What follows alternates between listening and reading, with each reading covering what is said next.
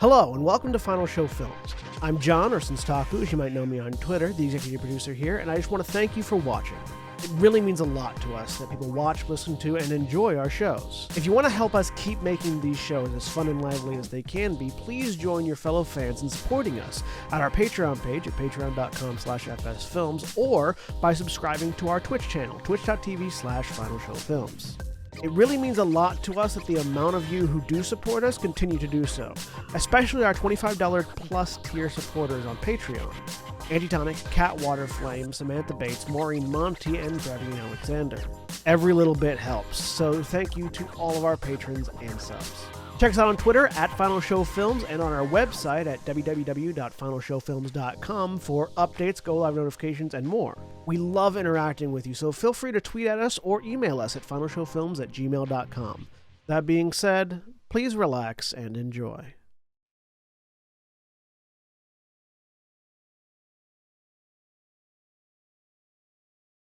Hello, everybody, and welcome back to Gran, Terra, Shadowfront. I am John, and I am your GM for the evening. I am joined this week by the borderline edgelord, William. Wow. Borderline? Wow. Why you gotta come from where I live? Everything. Borderline? Valdeth is borderline. Why you gotta come from where I live? Valdez, I'll give you that. Hi, I'm William, and I'm playing Valdez Stonebeard, the Dwarven Samurai. The near-damn opposite of an edgelord, Mara. Hi, I'm Mara, and I'm playing Titania, a Ladrin Druid princess. The full-on edgelord if the edge was a bullet, Jack. Hi, everybody. I'm Jack. I'm playing Gent Minar, half-elf spellslinger. The I'm not sure which edge of this is the right edge, Nikki. I'm so down for this thing. Guys, I'm a rogue. The my edge has wings, Cody. Cody, I'm playing Ithram Valar, the Hobgoblin War Wizard. The my flavor of edgelord is the anti-magic edgelord, Aaron. Hi, I'm Aaron. I'm playing Carolina, who eats her problems and is a barbarian. And the edge lady, Jeremy. Was that really the best you could come up with? Edge milady. Offended. Hi, I am Jeremy. I am playing Ariel, ASMR gunslinger. Bye. When last we left off, you were all having dinner, but I have a thing. Okay, then.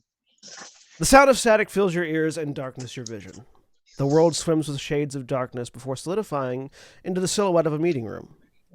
You are looking down at a dozen figures, silhouettes varying in size and shape, with only their eyes visible. An array of red, gold, and silver eyes. One golden-eyed silhouette in particular stands off to your left side, looking at what appears to be a document of some kind. The light wall has been repaired.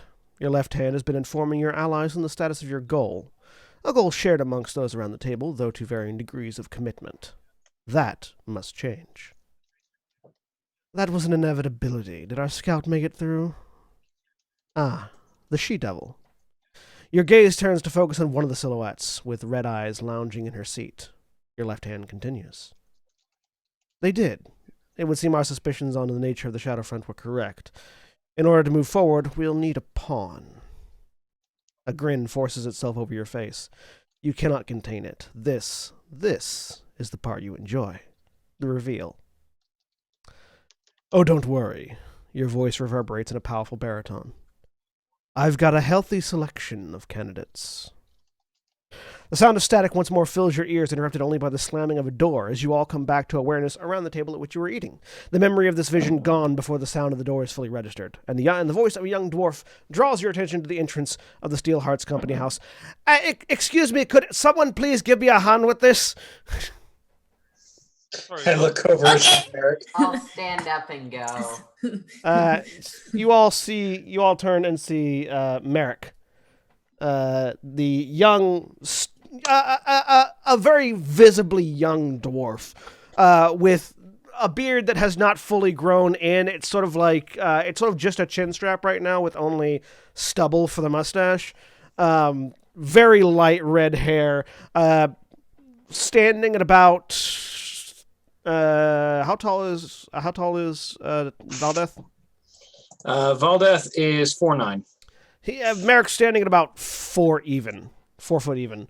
And currently trying to drag behind him as you help Merrick carry this carpet in and past everyone else to the workshop where he unfurls the new fire retardant rug because he somehow burnt the last fire retardant rug, which is an impressive feat, honestly. I was gonna say. Are they fire burns or acid burns? Because Gone is all you know.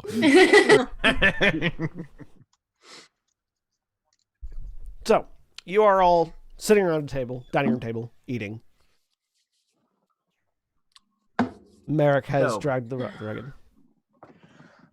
Are we planning to wait for Koenig to get back in contact with us, or are we going to go look for our own spare change to scrape up off the streets?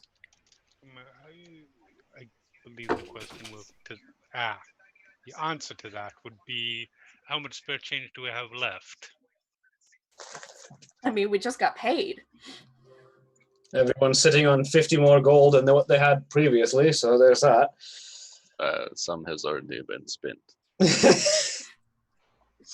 Very But- true. I'm a little, yes. I believe Some of us did some upgrading down.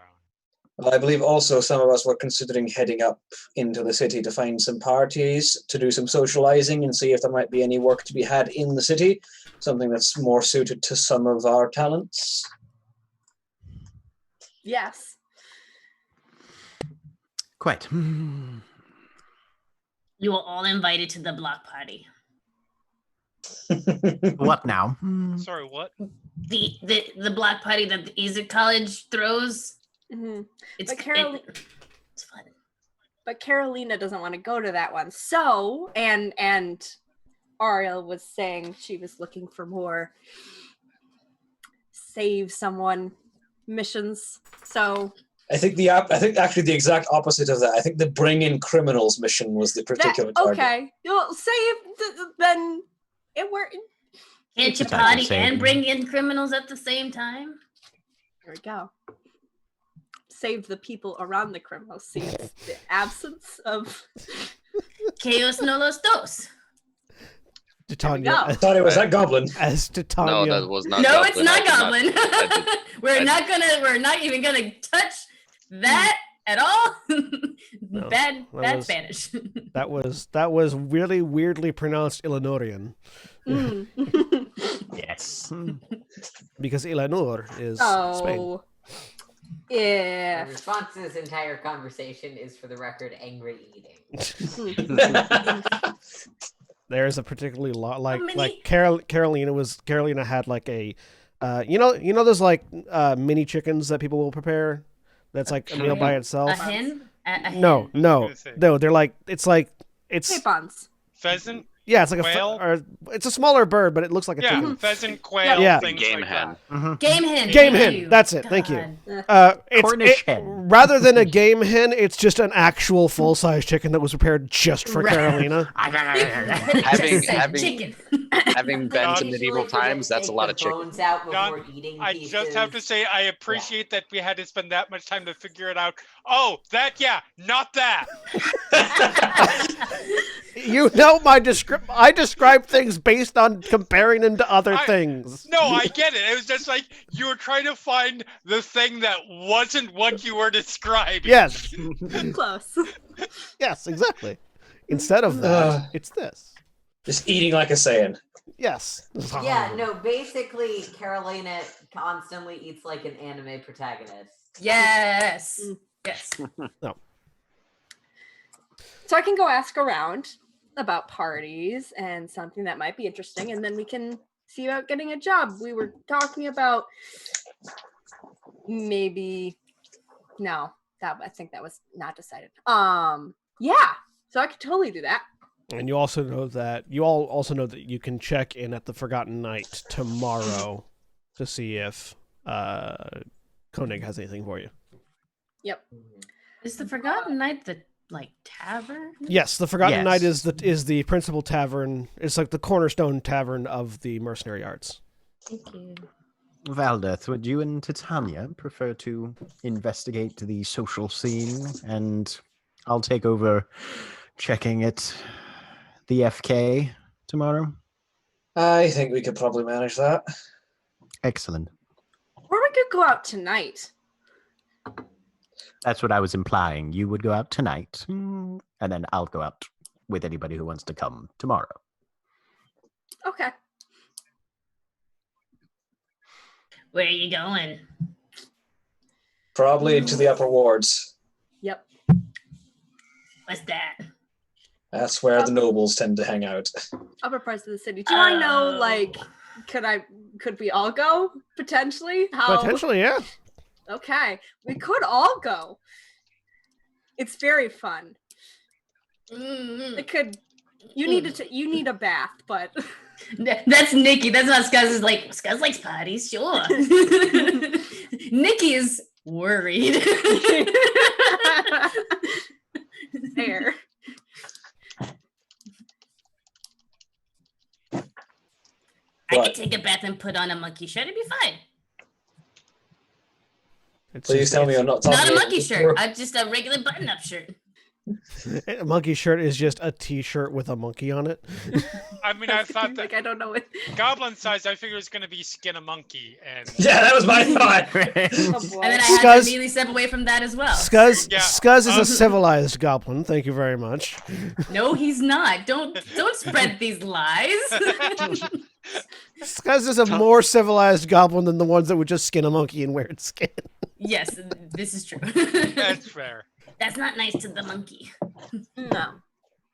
But yeah, no, we could totally all go. Yay! Those of you that Socializing. feel like hobnobbing with nobility. If you don't, you're welcome to relax here. Honestly, take a night off if you need to. Hobgobbling with the nobility? What? He said The hobgoblins and the nobility? Some of them. The best one. A few. Yeah. There's at least a couple, but that's not what I was trying to say. I know.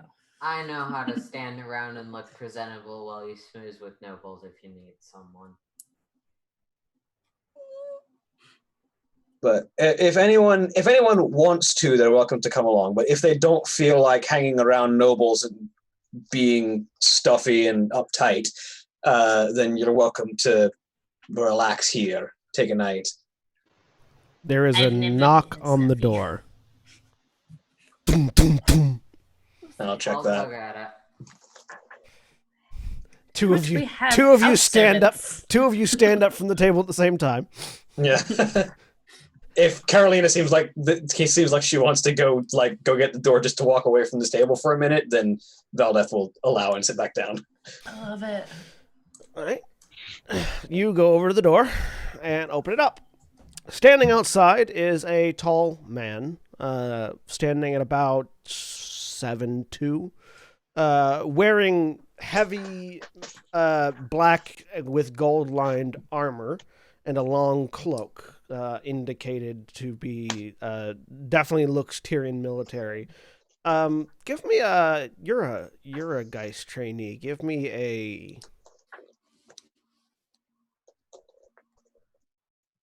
History? Give me a history roll with advantage, Carolina. Okay. I hope that it still is doing query advantage. Yes, it is. 12. Good enough. This is Legion General Varnabas. Ah, girl we saved's dad. Yep. Also the eighth in line to the throne and the de facto head of the Tyrian military. Okay. Given his rank, given my position and his rank, general would be the appropriate form of address. Legion General or my lord. But who's Either the de jure head of the Tyrian military? So What was his name? Sorry. Legion General Varnabas. It's like Barnabas, but with a V. Sort of respectful nod, and look over to where.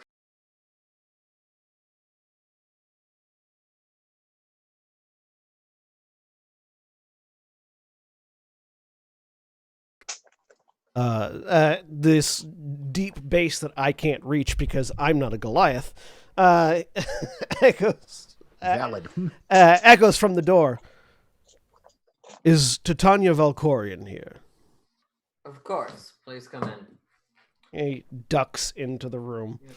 Walks back to the kitchen. Lady Titania, the Legion General, to see you. Oh, Uncle Varnabas is here. yep. Hi. Titania, I just wanted to offer you and your company my direct thanks for your efforts at the White Wall. You're very welcome. He'll. Do you get up and come to him, or are you staying? Yeah. Or, yeah. Mhm. Yeah. He reaches out, puts a heavy hand on your shoulder. I appreciate it. If you'd like, in a few weeks, we might have a bit more paying work for your company if you're still looking for jobs by then. Yeah, no, I'll have to ask the rest of the group, but I'll let them know. Thank you. We agree. We're always looking for work, yes. Money helps What quite a bit. What they said. Come by the mill. Blah, blah, blah, blah. Come by the Legion headquarters. Why can't I ever remember the names of my own layers? Because you made 10 layers? It's true, and also because I have bad memory. Come by the Legion headquarters in Bellicus, and in 14 days, we'll say, and we should have something for you if you're still looking for work. We'll keep an eye out. I will let you return to your. He looks over the table, dinner, and turns and walks back out. Again, ducking underneath the door because he's huge. Respectfully close the door behind him. Go back. Benefits of noble ties. Well, we've Fine, got that. I'll work on cultivating some more of mine. Oh, trust me, Gent. You're not the only one whose noble ties are not currently helpful. Well, I've got 3 staff members to help out, and that's about it. Oh, you think that's How not lovely the right for you. accent either. I've got a shirt. If you'd like me to iron that, I could. Merrick says from your elbow. Gent gives Merrick a withering look. I was just saying it looks a little. Fine. It's a little wrinkled and burnt in places. That's all. Oh, like the carpet was. Don't be hard on the boy. He's trying to be a Head blacksmith. down, walks off.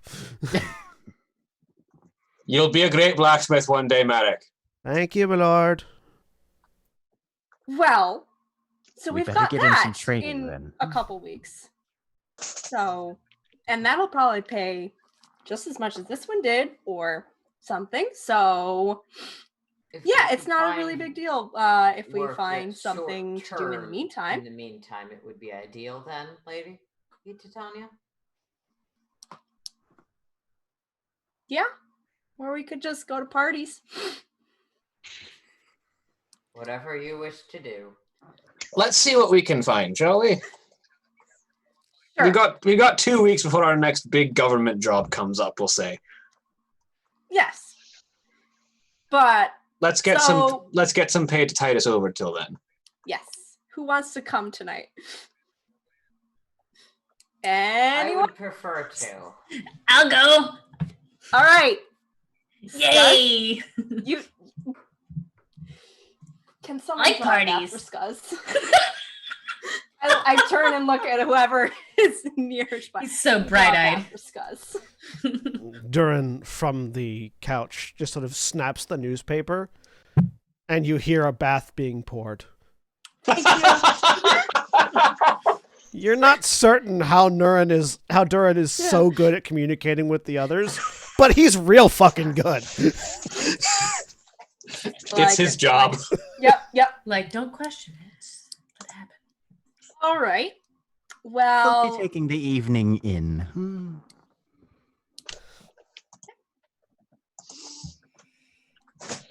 All I right. mean, my equipment says close fine, so I'm probably good. Yeah, they're fine. Fine clothes. well, I'm gonna go get ready then. I'm going to have to get out of the armor and into the suit, aren't I? Ugh. Sorry. See ya in a bit. And I rush upstairs. I need to actually put on clothes. Wait, what? Apparently, wears almost nothing when you're fighting. She wears That's true. one of those bandage martial arts. Yeah, just like the top Shorts. wraps kind of thing. Yeah. Yeah. Mhm. Yeah, I was like imagining like Tifa, like tank top, Yeah, shorts. yeah. That's it. Basically, like the only difference is obviously a more fantasy aesthetic, and there's a metal like welding plate on her belt. Love it. Welding face mask? I don't know what they're Yeah. called. Welding mask. Yeah, basically that. Milord, if I might have a moment, Durin says to Valdeth. Of course. Don't take the gun. And he'll lead you into the armory. So, this might just be me old age playing tricks on the mind, but for a good solid minute, you and the rest of your party stopped moving. Did we? Yeah. For in the middle of sentences, in the middle of eating, you all just stopped. And then when young Merrick kicked the door in, you reacted as if nothing had happened. Does his pointing that out to me cause me to recall any of that moment? Nope. I've got no recollection of anything being between our conversation and Merrick kicking the door in. It was damn strange, is all I'm pointing out. I don't doubt you, but I've got no clue what it is. I don't recall anything, and I doubt anyone else does. They might have said something as well. Doesn't seem like any of you realized it happened. But felt it my duty to point it out to you. I appreciate that, and it's definitely something to be concerned about, yes. Has anyone else pointed this out happening before? Did someone point it out on the carrier? Nope. Mm-mm. You were all asleep. Not that I can think of.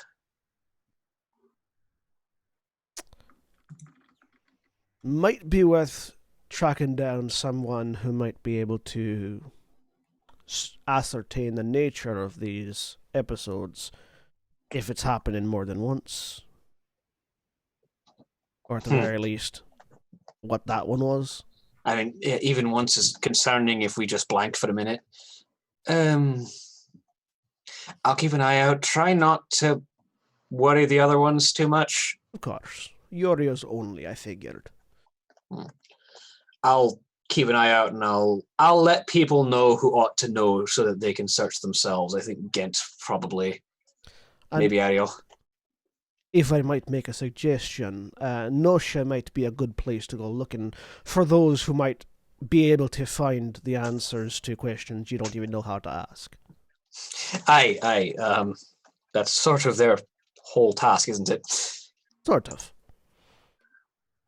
And I'll attend to the bath and make sure that the goblin gets washed. Thank you for that. And he steps back out of the armory. Skuz, you just hear, "Buckets!" from an old dwarf. Why have you not assumed Scus is already making his way into the... He loves bath time. Just making sure. He's already walking in there like, awesome. I'm gonna get so clean, go to a party. I didn't bring any of my fancy clothes. Oh. Cut to his one clean poncho somewhere. You just hear the That sounds all of he like wears is dog- ponchos. you cut to the one clean poncho and you hear the sounds of dogs barking and you're not sure if it's dogs or goblins. So Valeth walks back out of the armory. Ariel, Ghent, private conversation, please. Right then. Very well. As we're walking along, what did you do to the forge area? 'Cause we were the main people in there, so that's Right. I don't know, but I'm going to have to take some time this evening and make sure Marek gets at least a little bit of instruction under his belt, I think. right. All right. So when the three of them are back in the armory again. So Durin Look, just Valdeth, I don't know what you've heard, but whatever it is, Titania started it. Durin brought something up to me that should be concerning to all of us, and I figured I would tell the two of you first as the level heads who might be able to get some investigating done. Fair enough. There was apparently a moment during dinner for about a minute when all of us just froze. I don't think any of you remember it because I certainly don't, but Durin noticed that all of us in the middle of dinner just stopped for about a full minute and didn't resume moving until Merrick kicked the door open. As in, when you say As in complete cessation of motion in the right, middle of conversation. I understand this, but what I'm saying is, let's say, I don't know, was it simply us, or did time? Durin noticed it, so presumably not all of time.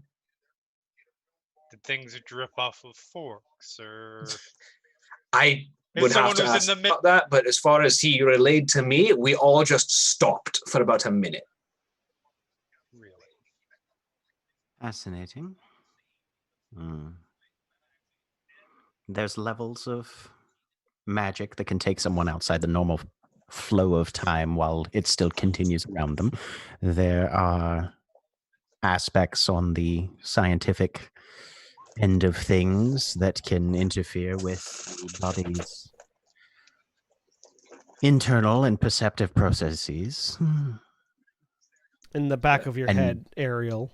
Yeah, I was about to say, like, she looks annoyed enough that normally she tries to keep it fairly low key, but she's like, Esme, what the fuck? I have no idea. I didn't notice anything wrong. Really? It's possible whatever it was affected me too.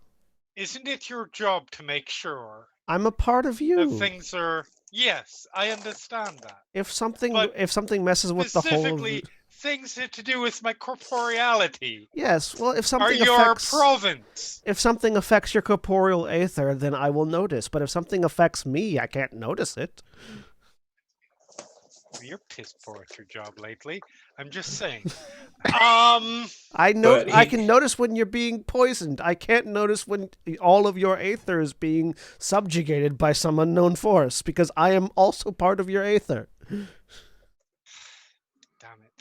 But Durin made the smart suggestion that we might want to check in Nosha because they're good at figuring out questions we don't know the questions for. Valid, yes. We might want to loop Ithram in on this as well. Possibly, but I wanted to tell you two first because level-headed, able to investigate. Yes. Fair point. Quite, yes. 2, 3, and 4 on Nosha, probably. All right. I'll tell Ithram as well, yeah. Excellent, yes. And we will have to see what happens. I assume this is the first time that this sort of phenomena has risen to anybody's attention. It's the first time anyone's mentioned it to me. All I'm saying is, if this turns into a pattern, I don't want to be in the middle of a fight and we all just stop for a minute while whoever else just runs around and merrily stabs us Right. all in the kidney. That certainly seems to be a threat because it didn't stop anybody else, apparently, if Durin saw it. Right. Valid. Okay. All right. Well, then we Yes, have to narrow well. it down.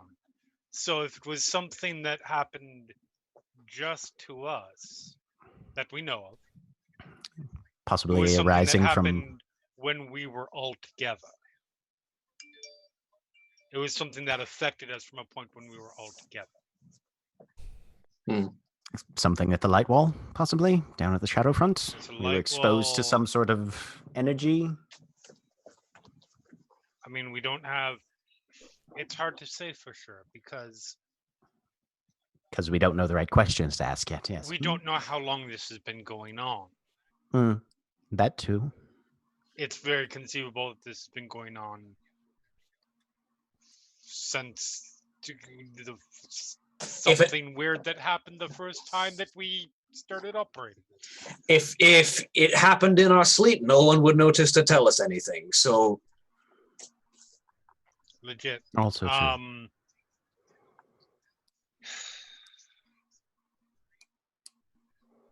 And start sort of retracing all of the potential candidates for times, and that'll help us narrow down the souls. I'll take a trip up to Nosha tomorrow, and see if any of them have any ideas. Well. All right. Well, maybe the Izzet have something, but don't want to get myself blown up in the same thought though. I would check with the Izzet and the Weaveborn, honestly. Mm-hmm. I think I'll check the Weaveborn first, honestly. Probably not a bad idea.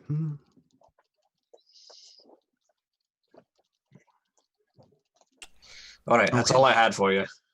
Well, I'm going to go continue my work and have a lovely party. Let me know if you hear anything helpful or new in the meantime. All right, I'll lean out the door. Ithrim, your turn.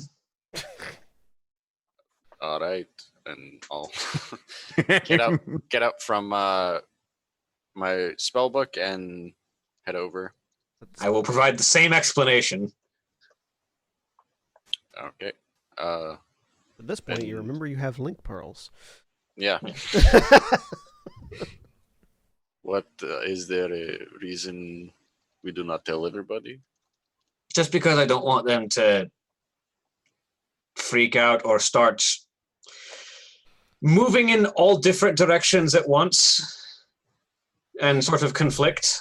I'd rather focus on just the people who can approach this from an investigative standpoint without... For instance, Catalina would freak out about having been affected by magic. Yes, this is true, maybe, but... And Scuzz would be Scuzz.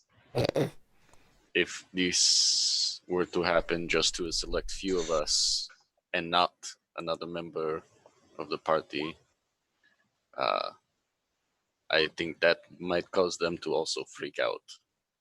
Well, then there's a simple solution at this point that there are, well, no, there are,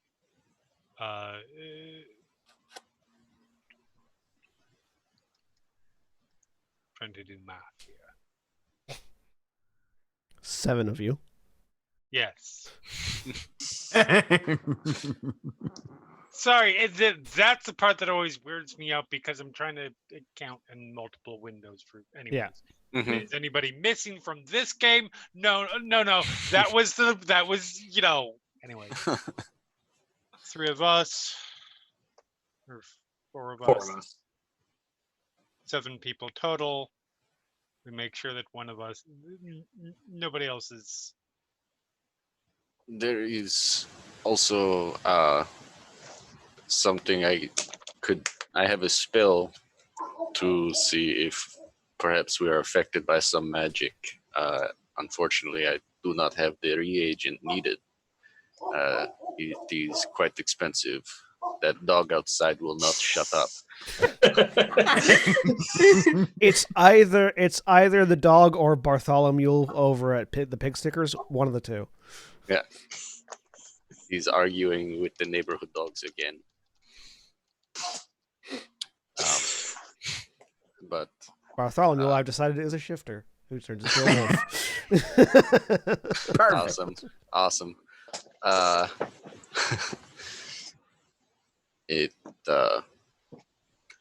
But Titania, I don't want to worry about it because Titania worries very strongly. She has ways to cope, I've noticed, when she gets stressed. Yeah, I don't want her to particularly smelled. No, I don't want her to run through that stock quite so quickly. I think. But yes. But Titania stresses strongly. Carolina stresses specifically about magic, and this seems like magic. This does seem like Point magic. on that. Listen, I'm not somebody who is too terribly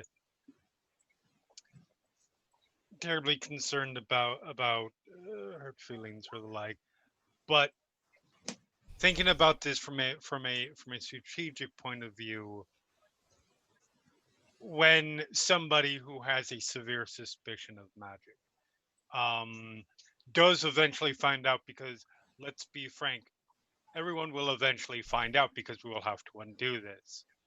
And the next question is, how long have you known about this? And the answer is not, we literally just found out. Somebody's going to get stabbed. Also, you do all know that Carolina is a Geist trainee. I honestly believe it's a bad idea.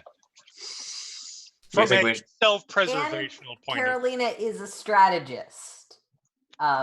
Maybe not as much as Ariel is, but that is sort of her role as a trainee. Sorry. That's okay. From a self-preservationist point of view, I think that it is better. Or you can reveal the information whenever. Just make sure that I am a full charge's distance away. And if this is a magical effect, I will be purchasing a crystal that you can use to dispel the effect from her, because I do not want to be near her if she gets angry about this. So here's the question. Do the two of you think we should just let everyone know? Yes, that's what I said at the beginning, but... I love Ithram. I mean, it does become... it does become a matter of, there is a certain point where, like, I can see arguments for telling Scuzz for one reason or another, and at that point we're only keeping the information from one person, and at that point it's not protecting, it's not a select group of people, it's specifically targeted as, we do not trust this one person with this information. And frankly, I'm not that concerned about that, but that's on you two. So honestly, if we tell everyone, we tell everyone. I just wanted to let you folks know first. Oh, absolutely, and that's much appreciated. Yes, I will begin looking into perhaps maybe. My biggest concern was honestly if we just told everyone all at the same time, everyone firing off in different directions. Absolutely. Well, you can say that some of us are already looking into it. We don't have to all look for solutions yet. All right.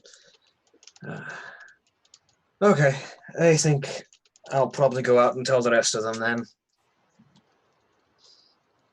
Enjoy that. If and he walks back to his room. If the three of you want to find a safe distance. Oh, at this point, we literally just found out. I don't think there's going to be any Yes. stabbing. So Mhm. All right. Yes, it's just something to keep an eye out. Not I put the link Pearl in. All right, everyone, group meeting. I'm not ready yet. tough. When Can I take the Where? pearl into the bathroom? Sure, it's just a pearl. It's like an earring. when It's when an when everyone's ready, meet us in the armory. All right. Okie dokie. As Yep. as Scuzz is Carolina saying, will head there because it doesn't take her that long to get ready. as Scuzz says, "Okie dokie," you just hear splashing. Now there's the conflict. Do I Carolina finish my does bath or do clean I up go to the meeting? Pretty well. It's a little bit like military-y. Like Mhm. probably looks more like a plainclothes guard or representative than someone who's necessarily among nobles. But You got like the clean pressed like white military suit kind of thing. Oh, in Terra it's black, but you know, yeah, whatever color is applicable to black and gold. yeah. And it is subtle because I'm a Geist, not Yeah, and the ones that are really obvious. and Geists don't have a uniform, Yeah.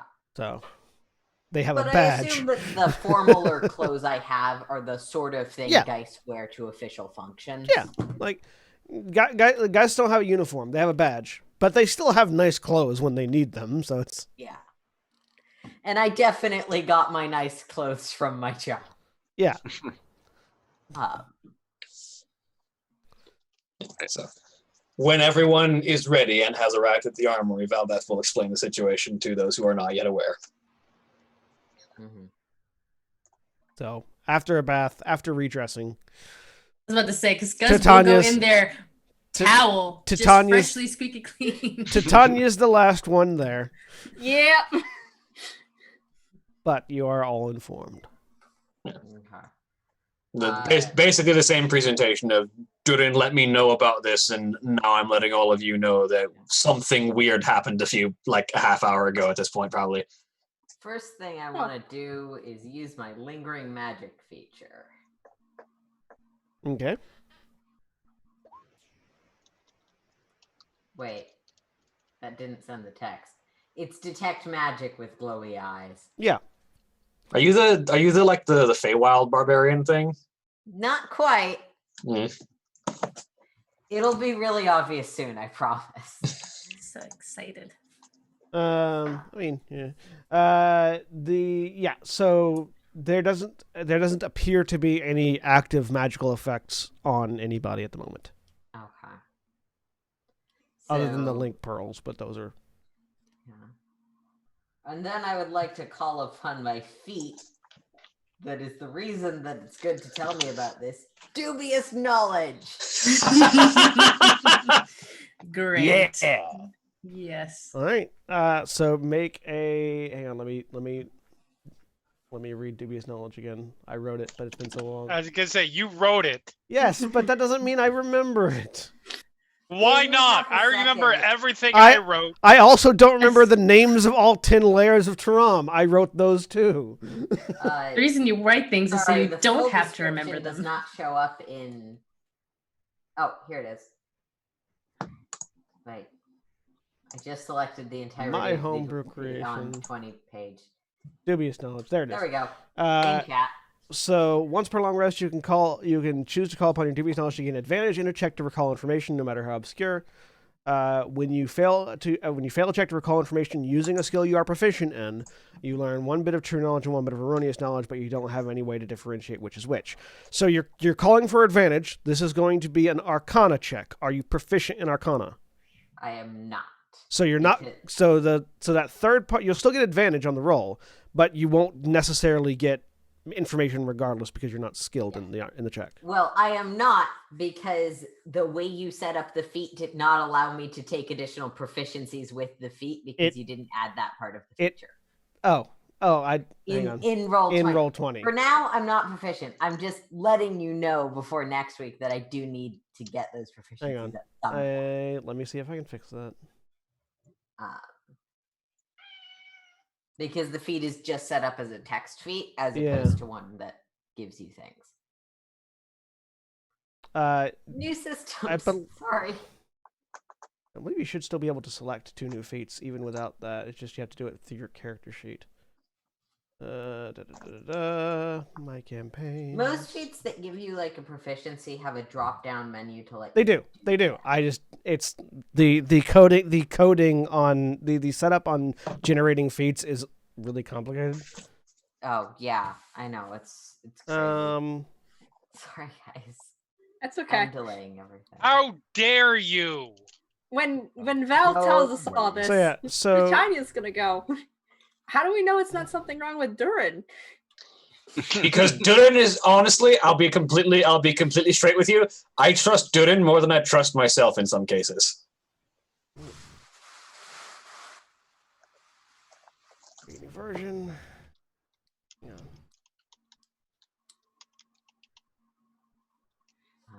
Let me edit it.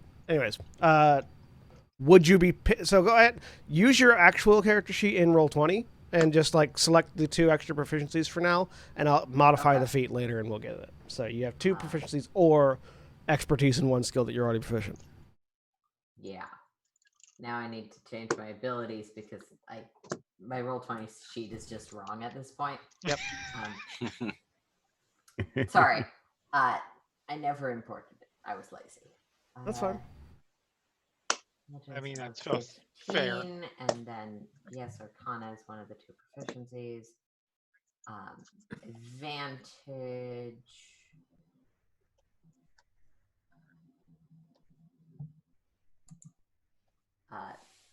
Makes it a.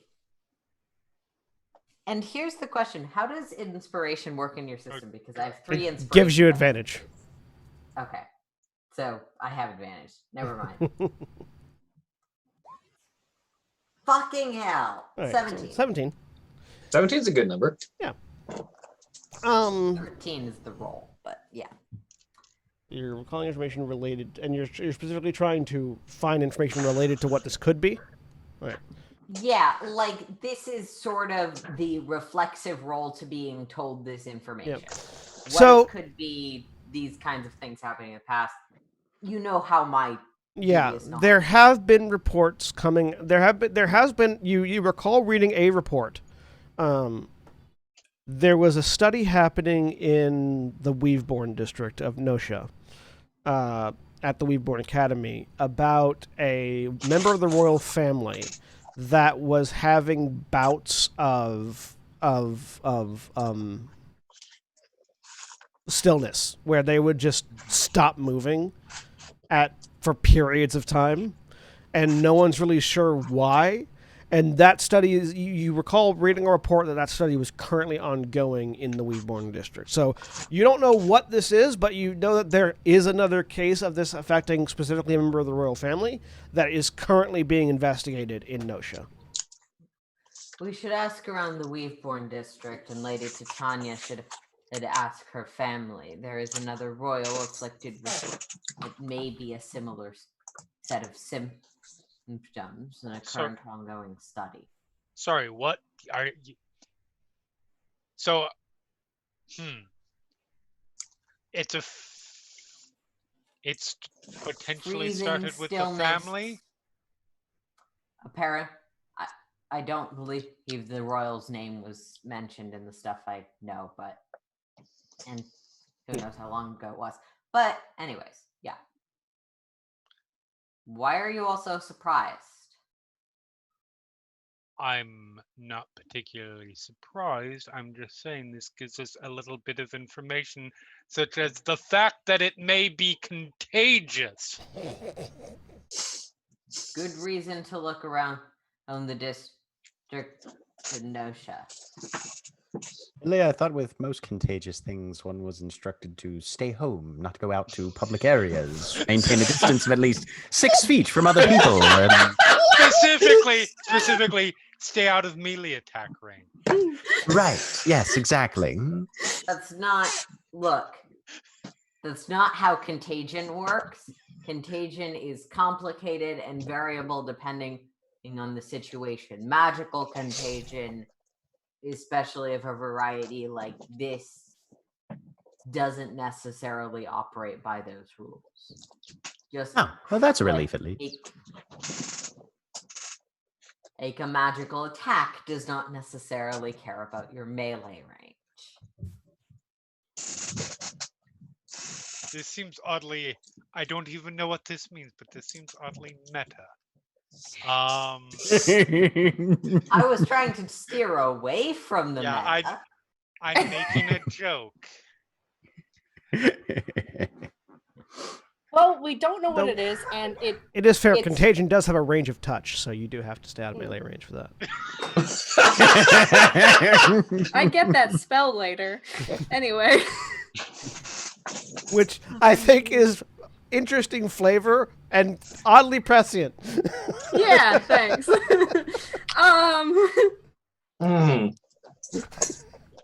Anyway, I was going to take a trip to Nosha tomorrow to talk to the Weaveborn and potentially the Izzet. I was thinking Weaveborn first because I'm not particularly fond of blowing myself up. They'd be the ones to know. So, You know, wanted to let all of you know. you'd always go tonight. There's partying happened tonight. Like there isn't Maybe partying. Priorities. Like there isn't partying at the Mage College.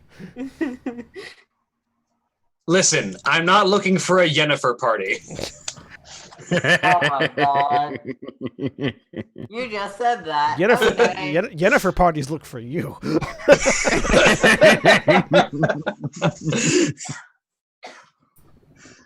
I'm not looking to get Jennifer turned. parties I'm end when I say no and she gets mad. I'm not looking to get turned into an eel today. Okay. Let's get a eels. No, well, we're fine now. So, should we go? All right. Party. I'm ready. A moment, let me get dressed, and yes, we can go. Oh, you're Guys, coming. Please put on clothes. Of course, I'm coming. Right? I'm sorry. Was that a disappointment? No, I thought you weren't coming. I'm just It's saying. not. I'm not detect disappointed. Extreme notes of disappointment. Did anybody else detect notes of disappointment? No. Just- Ever so faintly.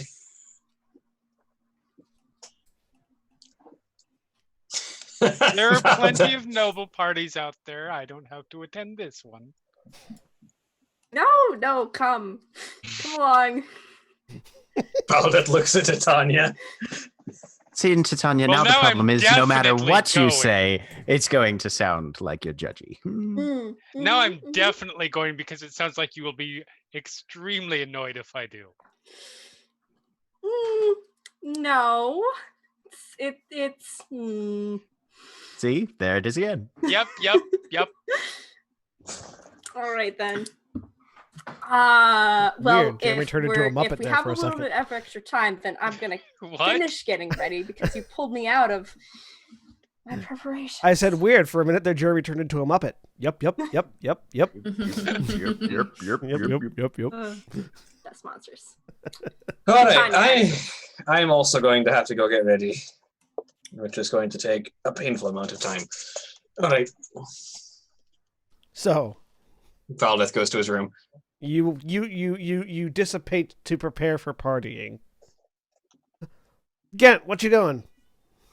Gent is continuing work on his second firearm, and if Merrick is visible at all, trying to give some detailed instruction on proper use of the workshop, answer any possible questions he might have, and basically sort of just attempt to communicate that he is welcome in the space, but we would prefer that he is well educated regarding the space as well. So, while working with Merrick on education, you learned that what happened was he was trying to make a grenade that had. My God. He was trying to make a grenade that had an acidic infusion, so that when it explodes, it would be shrapnel and acid, and it exploded early. You note that he has a surprising constitution in that he doesn't seem particularly harmed by a grenade blowing up in his face, but the carpet and several tools were destroyed in the process. Right in the process, yeah. Mm-hmm. Mm-hmm. Man All after right, my own so heart. there will be the large seasoning of metaphors regarding walking before you try to run and that sort of thing. Yeah. You learn quickly. He makes very good basic normal weapons, but he wants to make weird and unique things. You see the spark of an Izzet engineer in this young dwarf. Yep. Mm-hmm. He's not a member of the Izzet Guild, but he would definitely fit in. Yep. Okay, you've got the personality for this. Well, we'll see if we can find you some more adequate safety equipment then, so that any further experimentation doesn't result in quite as destructive of consequences. Well, as my pa always said, if you're not willing to get your beard burned off, then you're not a true smith. Willing, yes. Charging headlong toward, slightly different, but we'll get there. That's what Gent's dealing with. Acid grenades. Jesus Christ. Yes, he was trying to make acid grenades. Okay. He figured you guys could use them. I mean, I'm sure we can, as long as they don't explode in our own hands. He's not good enough with Tinker's tools to make them, but he's not skilled with Tinker's tools at all. That's why it exploded. Fragmentacid grenades. Fragmentacid grenades. So, Gent's dealing with that. Ithram, what are you doing? Are you going with the party, or are you doing other things? No, he's gonna stay home as well. He is gonna let Mal out of his window and then instruct him that once everybody leaves to just follow him and keep an eye and fly back if anything happens. But other than that, he's just going to go over his spell book and don't have enough gold to copy anything yet. But yeah, he's going over his spellbook for the most of the night, reading. So the rest of you get dressed and head out. Where are you going? Probably heading up to check out the party scene in. Let me look at the layers here. Terra. Probably day. So. Any party scenes that you're going to find that high up are going to be... They're going to be kind of stuffy. They're going to be in Celeste, probably. That's going to be... Okay, yeah, that's going to be... The day is where... Day is... You don't party in day. Okay, yeah. Days where the people who actually attend the royal functionaries sort of. Well, day is the... So for people that aren't seeing this document, the city of Terra is separated into 10 layers. Regis Day, Lex, Cybus, Notia, Celeste, Mercatus, Iacus, Bellicus, and Gentes. Day is the second layer, and it is the noble residences. It's also where the royal gardens are, which is a forest. That's where the royal families live. Mm-hmm. They don't party there because they live there. Yeah. You party where you're breaking someone else's house. Exactly. They party in Celeste, which is where the upper class residential areas are. It's also where the Temple District and certain upper class marketplaces are. Yeah, so heading to Celeste then. Right. Are you wanting to head up by river, or are you wanting to walk, or are you wanting to head up via airship? Air cab, as it were. How expensive is air cab versus river versus walking? So walking Wouldn't is an free. air cab technically be called a lift? Really mad at you tonight, Jack. So air cab costs about 2 gold per person. Taking the river costs about 5 silver per person, and walking is free, but takes much longer. How long is it taking the river versus taking the air cab? Taking the air cab will get you there in minutes. Taking the river will get you there in an hour and a half, 2 hours. What time is it now? Walking will be several hours. It is you got back around noon. You ate your dinner kind of early. So right now it's probably around 8 o'clock, 9 o'clock. Sun's gone down by now? It's going down, yeah. We can probably afford to get there quickly. So, I mean, 1, 2, 3, 4. Are we gonna be so? Just for me, is this 5 of you. So it'd be 10 gold. Is it 5 of us? Yeah. Scuzz, Valdeth, Titania, Scuzz, Ariel, Carolina. Carolina, yes. Yep. When do parties start? They've already started. They've already started? Yeah. Okay. Yeah. So we would not be too early. No. Okay. I can front the 10 gold if people want. Would be much appreciated. Thank you. So I will pay for the air cab. So you head to the clock tower, which is where the air cabs are all based out of. And you find a large collection of whirligigs. It's really hard to really explain what they are, but an air cab is a series of seats that have seat belts attached to giant rotary propellers above them, with one extra seat for the pilot. No walls, just seats and open air and seat belts. Ah. Guess who designed them? So for 10 gold, you get in, you all strap in. They have modular air cabs, so they can fit as many people as you want into a single air cab. And it takes off. It's surprisingly quiet as these massive propellers a couple of feet above your head just kick off and begin whirring.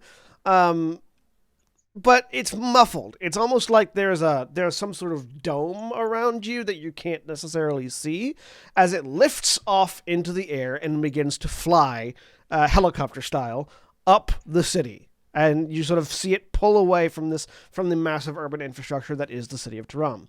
Are we not even getting much wind interference from just being in the air? No, not really. There's no wind battering your face. The sound is muffled. You can hear each other very easily. You can talk and chat and observe. You notice something weird. Whenever the pilot would turn around to talk to you, he would mime this in the air, say something, and then do this again. And you wouldn't be able to hear him when he moved his arm back.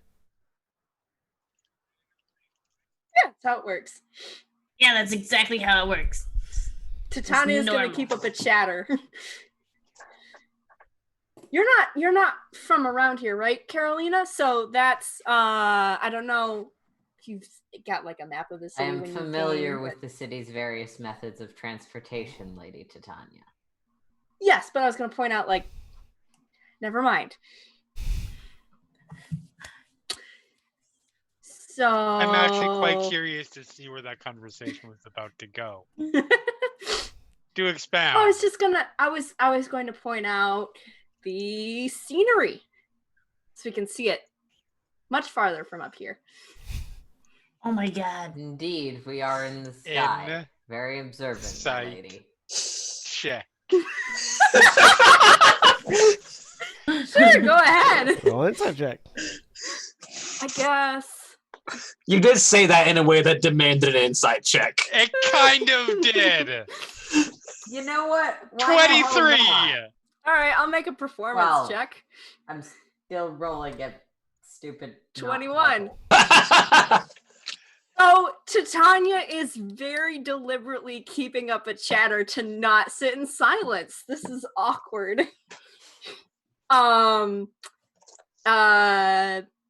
Yeah, she doesn't want to have the conversation go anywhere else, so she's just filling it with sound. Must not be evil. Must not be evil.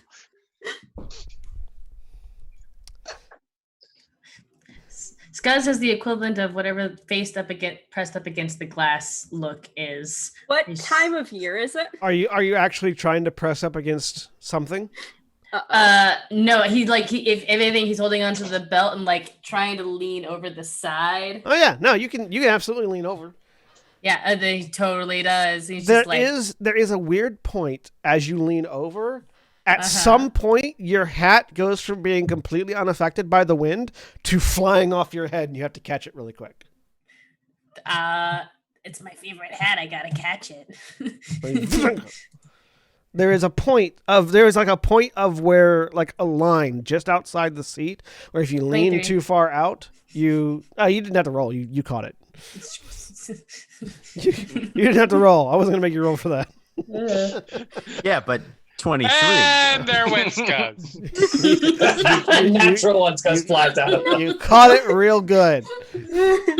But yeah, there's a point just beyond the seats where there's like a line where the wind suddenly begins affecting you again. Oh shit, he's super. He like grabs his hat and he's just. You guys see Scuzz go from like this is cool to like hand in the air, just a big open goblin mouth, back in, just the wind swept. It's like this is awesome. Oh yeah. Just Gus is acting like my dog does in a car. Exactly. Yep. You can see like the semblance of a dog So when he does that. And with this, you can very easily determine that there is some sort of magical barrier around the seats that is keeping out the sound and wind noise and things. But not you if you just decide not to you. just yeet yourself out. You did notice Valdez signing a really long piece of paper at the beginning, and you didn't read it, but Valdez did. it's just we Why would I read we it? are not First held of we all- are not held responsible. People throw themselves off the air cab, Yeah. First of all, it was course, above Valdez. Scuzz's eye line, so of course he wouldn't have read it. Second, unless you hand it to him so he can focus, Scuzz is not going to read shit like that. That's legit. That's legit. Mhm. That's too long. So, Titania, Yes. I do have to ask. Well, we have nothing else to discuss. Does your family have a long history of freezing in place, or is this a new development? No, I have never heard of it before. That's nothing at all. And then right there in the spring, there's like all those trees kind of flower and it gets Is everywhere. that so? Fascinating. Yeah.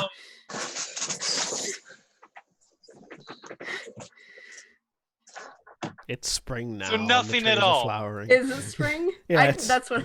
It's Okay. I like the idea that it's actually winter. no, it's spring right now. Oh, it's spring. Okay. It is spring.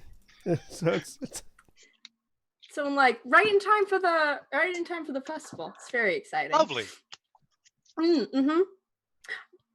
I think we should go. It'd be fun. That's so. Hmm. Yeah, no, it's great fun to go. There's all sorts of food and I like food. mm-hmm. What's your kind? You go there. What's your favorite of the stalls? Me? Yeah, I'm curious. Oh, I like the sugared popcorn. well, It gets well, in your teeth, but So there's a stall that usually sells this like really spicy fish. It's like dipped in a sauce. That one's really good. If we're just talking food, now my favorite stall, they usually have like a puppy stall where you can just kind of jump in and like pet a bunch of dogs, and that's Those are really pretty great. good. It's Yes. really good. Mm-hmm. I hope they have it this year. They also have they have one with dogs. They also have one with goblin dogs. People that are allergic to normal dogs. Goblin dogs have no hair because they're allergic to everything else. I just want to say that I'm really glad that this is one of those moments where I was not distracted by work, so that I was not confused about how the conversation about food stalls turned to dogs. Nope. Yep. Nope. Especially goblin dogs, because that just sounds like I a was gonna hot say, dog made of That goblins. totally sounds like a hot dog Hey, made of goblin. I watched Star Wars as the first is of evil. I know about goblin dogs. Goblin dogs are phenomenal and great. And thank you, John, so much for letting them be in this game because fuck 5th edition for not putting them in the game. Anyway, Guess what, Scuzz? I think eventually, if I keep practicing or stuff, I can summon like a bunch of animals. I've seen other Mhm. druids do it. mm-hmm, It's like I don't know how to do it now, but mm-hmm. yeah. So I got you covered. Summon fey spirits Just like- or you just- other spirits in the form of animals, lady. You see like a tear appear in his face. Is like, oh man, I should go get my dog. Oh, you have a dog? Yeah, my mom's watching him right now while I'm doing all the mercenary work, and since we Oh, you have should like bring a him to the house. Yes, we should go meet my mom. Probably wants to give me something anyway for completing the job, but yeah, I would. I miss my I'm certain dog. all of those who take care of our home would be absolutely thrilled. They'll be Scum is fine. great. Scum, you just give him a place in the backyard for him to dig a hole into, and he'll be fine. We have a garden. I'm mildly concerned about the naming conventions in your family, Scuzz. What are you talking about? Your name is Scuzz, your dog's name is Scum. I named him Scum. Okay. There you go. And then I have a brother named Ska, and another brother named Skid, and a cousin named Scoot, and he'll go on. He'll do it. He'll go on just listing off of his fingers. Ska's in a band. At one point, because she can't let anything go. A question, Yes. Danya. For Oh my God. I'm sure that not all of us have been to these kinds of God events. damn it. Why don't you give us an idea of what to expect? Oh, well, so John, question for the GM then. Mhm. What kind of party is this one? What kind of party are you willing to go to? Are you wanting to go to a more formal affair? Or are you wanting to go to the kind where royals go down to get fucking hammered and have sex with lots of people? Not completely hammered because we do need to talk to people, but slightly because Slightly hammered? Yeah. The parties where the nobles go to loosen up a bit. Just slightly hammered and hand jobs. That's Probably Yeah, okay. would So, be an Game party. interesting choice for the date with your fiance and your work friends to go to the place where everyone gets really hammered and has lots of sex. We're looking for a light orgy. is what we're the most common kind of relationship amongst the royal family is an open relationship of various kinds. Okay, I fair. repeat the like fiance and work friends thing because that's a different dynamic than going somewhere with your fiance. That's fair. Taking your coworkers to 1763 is a completely different staff game. Like, don't do that unless you work at a strip club. And have everyone For people get, that don't like, know what knowledge in advance. for people that You don't just go, oh, we're going to the party. for people that don't know what that is, 1763 is a dungeon in Atlanta. Like, whole ass. Yep, Yep, sure is. Yeah, it is. Oh, that would be the best and worst office party. There's no booze, so because you want to be sober for consent purposes, but also, why would you bring your boss to ride a riding horse and a whip? Why would you do this? I don't think. I would say it depends on the And I feel like this business. has happened in.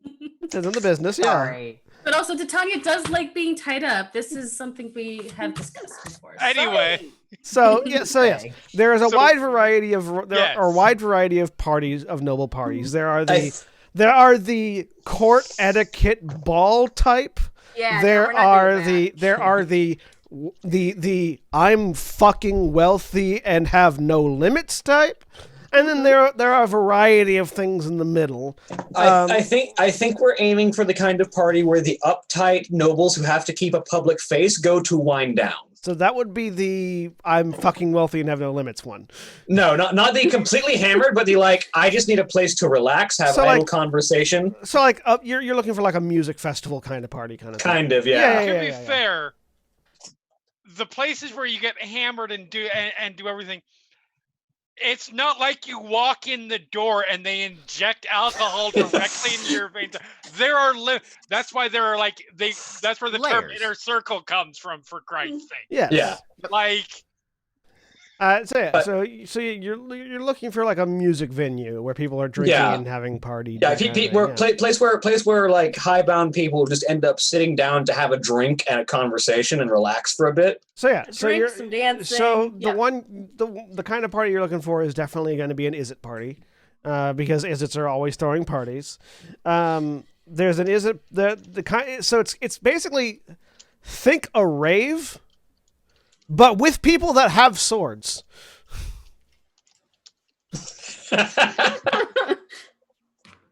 So it'll be cut pretty low key. Now you know why Gent stayed home.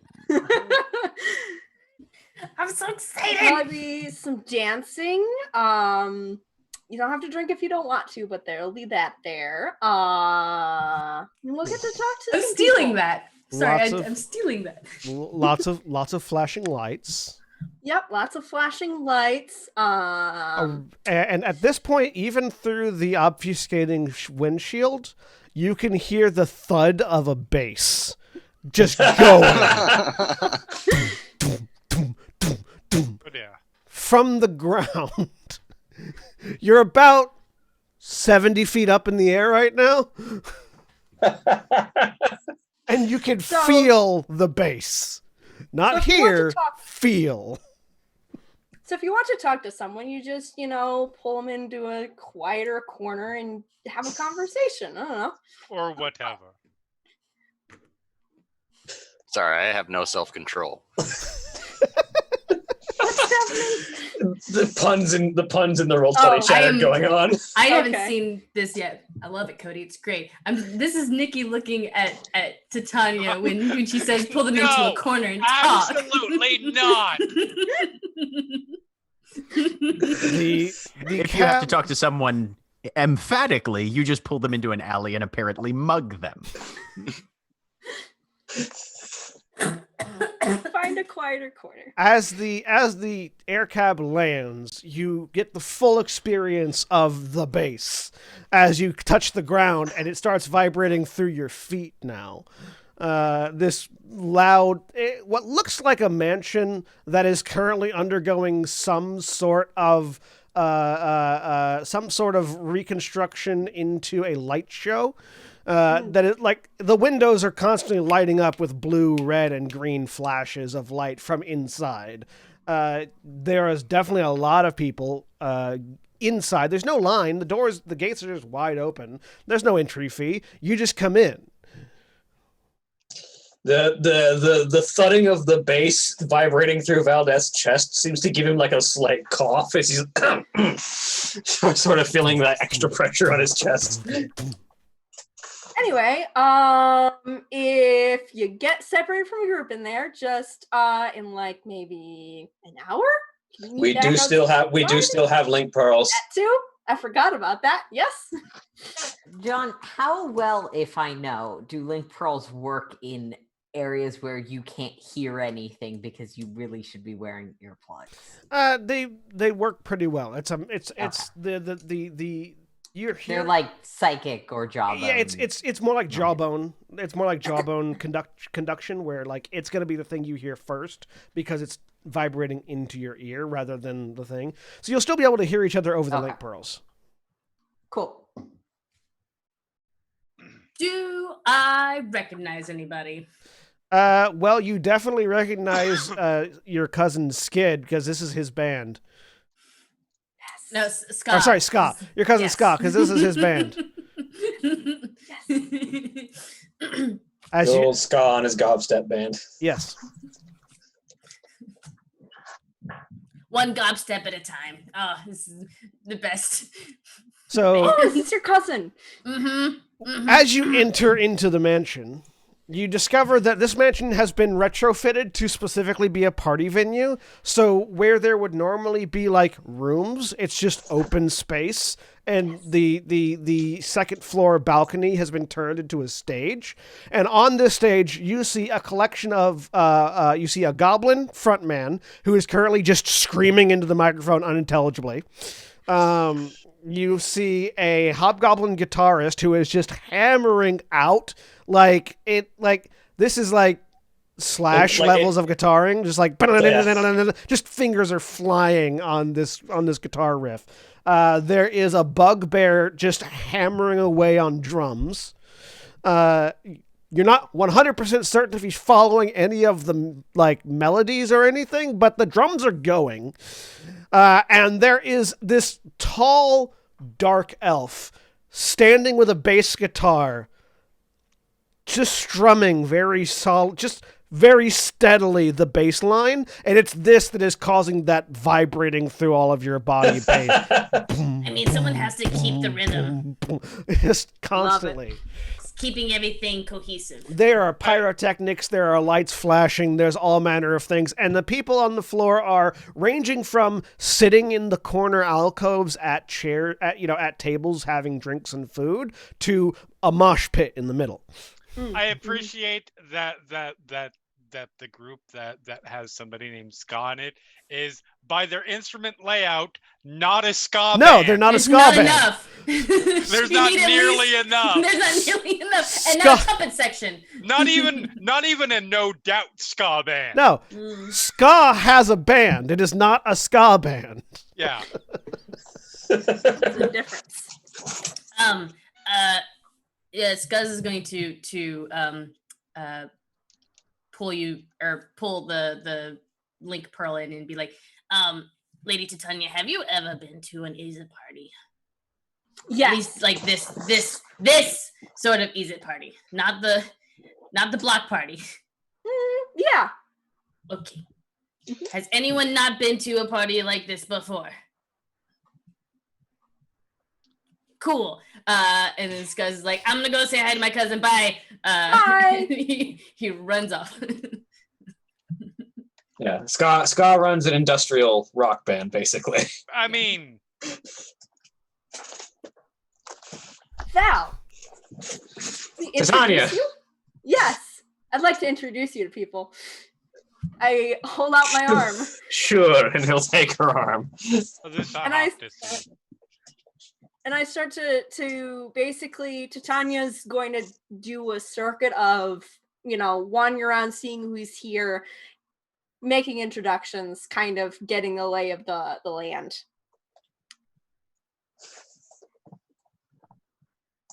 I need to make a very quick roll here. Okay. Yep. Especially to probably Ariel, who is probably watching what's going on. Valdez is having a harder and harder time holding conversations as the bass seems to be hitting him in the chest real hard. Like harder than you would expect. Baby. Like it doesn't seem normal for a guy of Valdez's build. The bass is hitting him really hard in the chest. okay. Like he's having trouble holding enough breath to carry a regular conversation. Right. Interesting. But yeah, he's doing his best.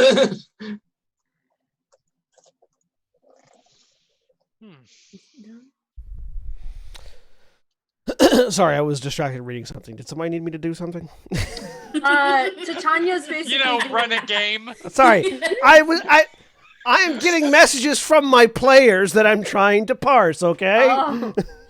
I'm basically doing a circuit of the room and making conversation, saying hello to people, introducing my new fiance. Just kind of making the circuit. Yeah. Okay. Nikki, response in Slack. Right. So most of the people here are fucking hammered. Mm-hmm. Not like functional in any way. Okay. They're like hanging on to tables and Mm. definitely on a variety of substances that is making the music kick them particularly hard. Most of them, you're pretty sure you won't remember you or your fiance in the morning. Yeah. One person, one group of people, though, you do actually manage to get, into some sort of dialogue with. They're not royal family members, but there is a Vidalcan who seems particularly out of place in this kind of setting, and an Asamar who are sort of hanging back in one of the darker corners, just having a drink, eating some food, and sort of enjoying the atmosphere. And the Asamar, as you approach and start talking and chatting, you recognize as one of the noble families, not a royal family member, but one of the nobles of the city. You don't know her name precisely, but she's sort of like listening and talking. Oh, Titania, right? Yeah. Yeah. No, sorry, it took me a little bit. It's really loud in here. And this is your fiance? Mm-hmm. Yes. Valdez. Nice to meet you. I'm Arabeth. This is Valconi. Says indicating the Vidalcan. We're sort of not used to this scene, she says, in pointing sort of out to the people that they're like, there's one person passed out on the floor and the bass is vibrating them along the floor. It's like every time the bass kicks, they go a little further. Yep. It takes a bit of getting used to. What? A bit of getting used to. Right. We're not certain if we're going to stay here much longer, though. Yeah? Where are you thinking of going? Well, there's another party just down the block. You can sort of still feel the bass from this, but it's a bunch of adventurers from the noble families have gotten back together. They're going to be going over like their recent journey across the sea. They went to a place called Morn. And apparently they saw a lot of fun stuff there, and they like brought back artifacts and stories and things they're going to be showing off. Fuck. Oh, that sounds perfect. We might join you. We have to find the rest of our group and see, but I'll try and find you before you leave, okay? Sure. I continue on. Ariel probably picks up on that. Like as soon as they say more, and Valdez is like, "Fuck." Yeah, and once we like get a little bit away from the group, which is not far because it's really loud in here. Well, hang on. Ariel, I think, already jumped on this. Oh, sorry. Go ahead. So, actually, no. She's gonna see how this plays out. All right. With Titania. She's interested to see how this plays out. All right. What?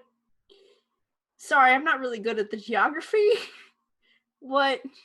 And I'm just speaking to Valdeth at this point on the earring, so we can hear each other. Morn is the continent where Everstone's at. Oh. My home. Okay. So they just went there. They were just at the place where I come from, yes. Mm-hmm. Yeah, but no one knows back there. That's the problem. Yeah, and you'll go and you're still in disguise. Yes. Fuck. I just need to be extra careful. But getting away from this base would be nice, yes. But yeah, and that sounds like the perfect chance to, figure out, other adventures. I'm not stepping out of the frying pan into the fire, but I'm stepping from one frying pan to another one. Okay. I just need to be a different kind of careful over there.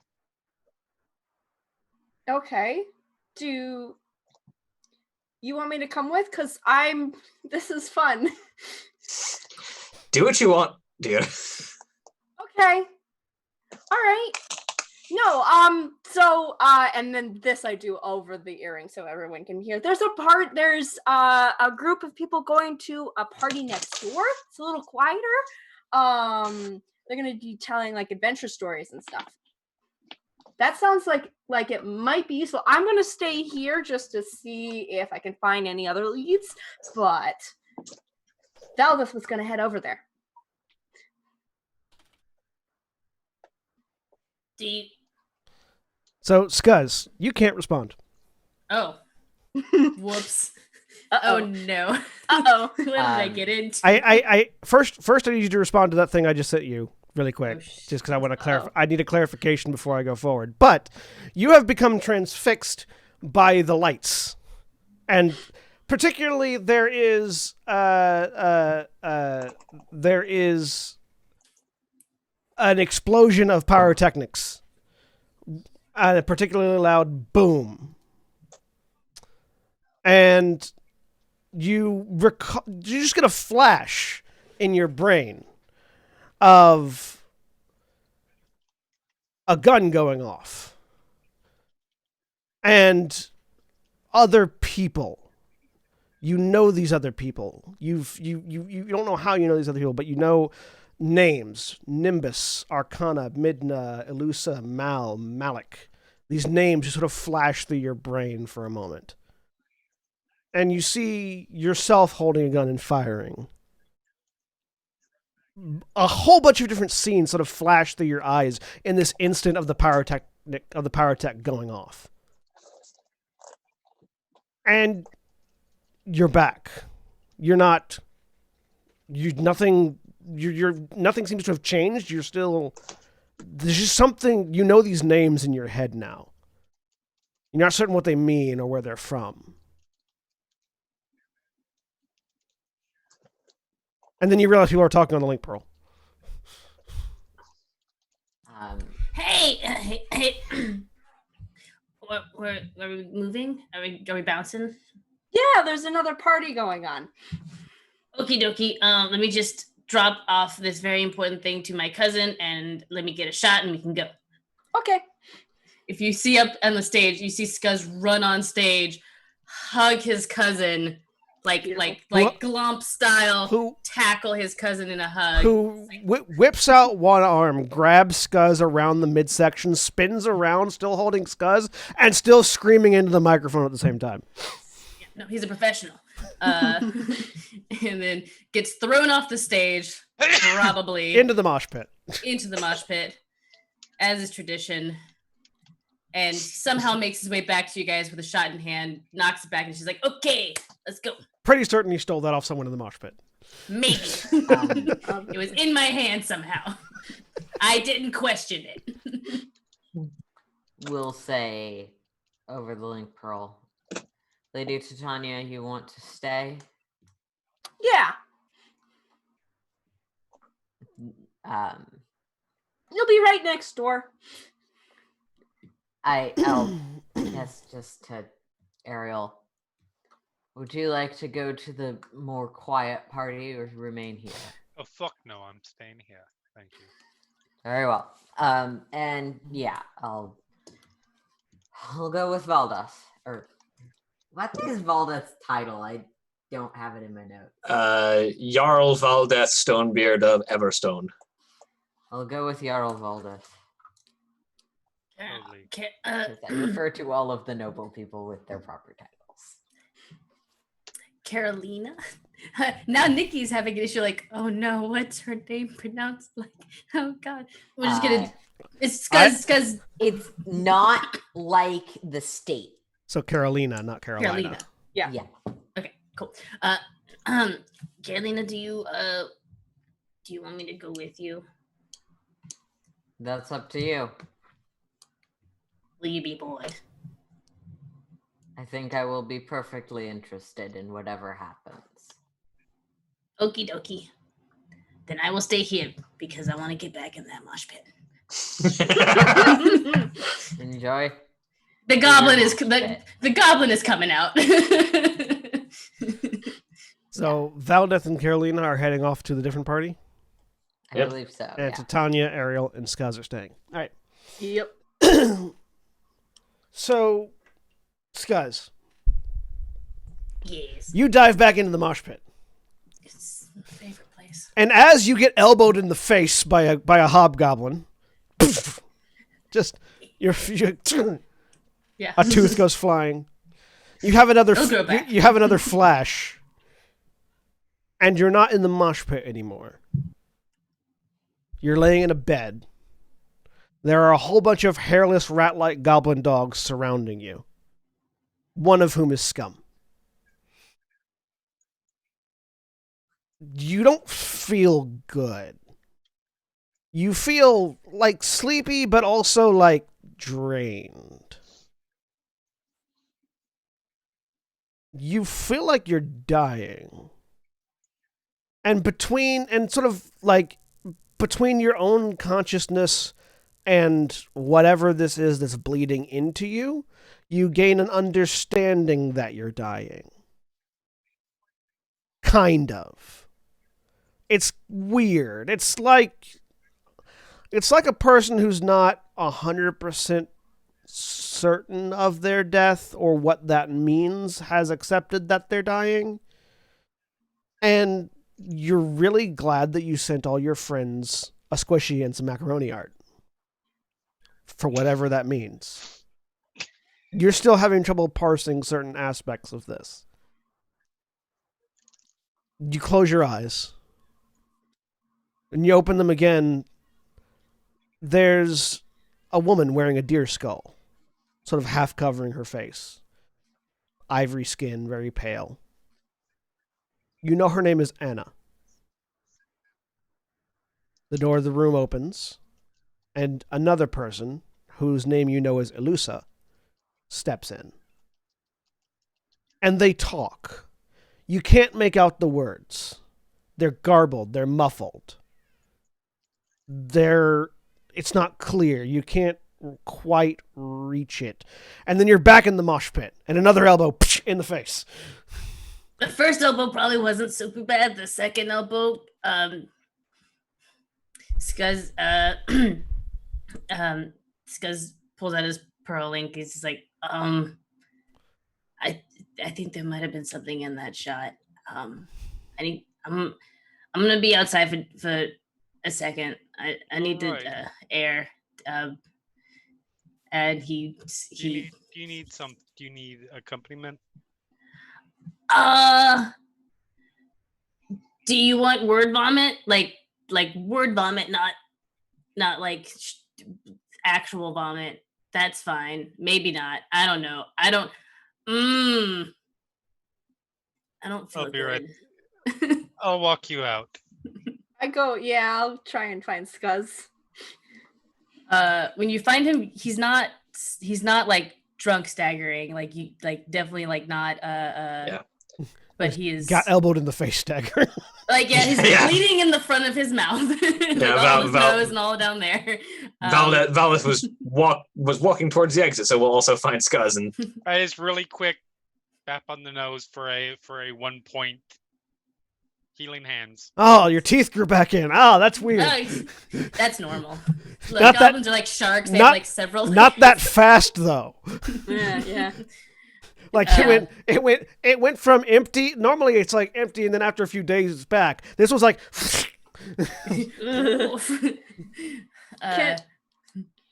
Can I tell what Skuz may have taken based on experience?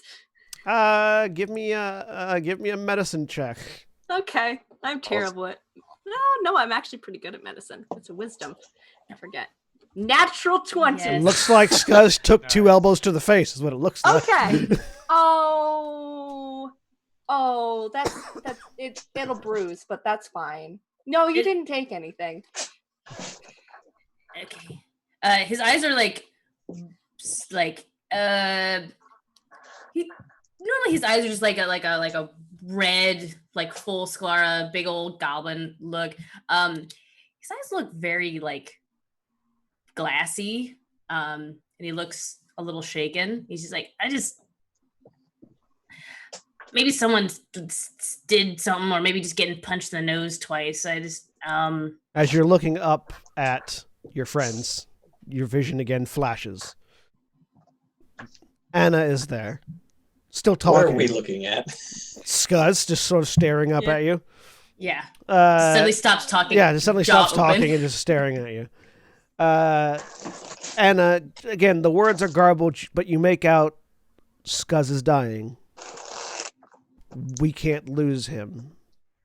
Please help. More garbled words. The other person also begins talking back and forth. And you feel yourself saying, "No, I need to go. Just never forget I believe in you." You don't know where that's coming from. You don't know the context of the sentence. But it's definitely you saying it. And you close your eyes and you blink and you're back with your friend, with Valdath and Titania and everyone. During Those are that tears. during I that think- time, is Scuzz sort of like is there any movement at all? Yeah, there's some movement. Like Scuzz is sort of wobbling, but just vacant. And then starts crying and blinks and is back. What? There's crying. Somebody deal with this.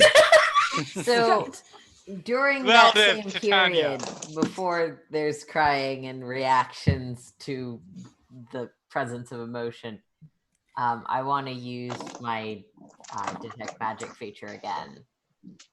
Okay. Let me take a look at something. Oh, Really no quick. emotions. And they probably will glow because there's probably isn't magic around here. Oh yeah, no. Carolina's eyes glow, and yes, there is lots of magic around you. As William's camera just cut off and caused everyone to jump around. Oh no! Woo, jump around, jump. Yeah, jump, so jump around. Carolina's eyes are spiraling all sorts of different colors because, again, probably lots of schools of magic, is it? But looking at Scuzz in particular, you get a sense of You see a giant Cthulhuid figure standing over. Figured it out. Damn. Scuzz is Cthulhu. No. You get a sense of evocation and necrotic magic flowing through Scuzz. Okay. As if it's a part of Scuzz, not like it's Yeah. something With affecting the Scuzz. sort of write-off from Titania that it's not medical, would I have any basis for knowing what this is? You give me an Arcana check. Cool. I will do that. I'm going to use one of my many inspirations on this. All right.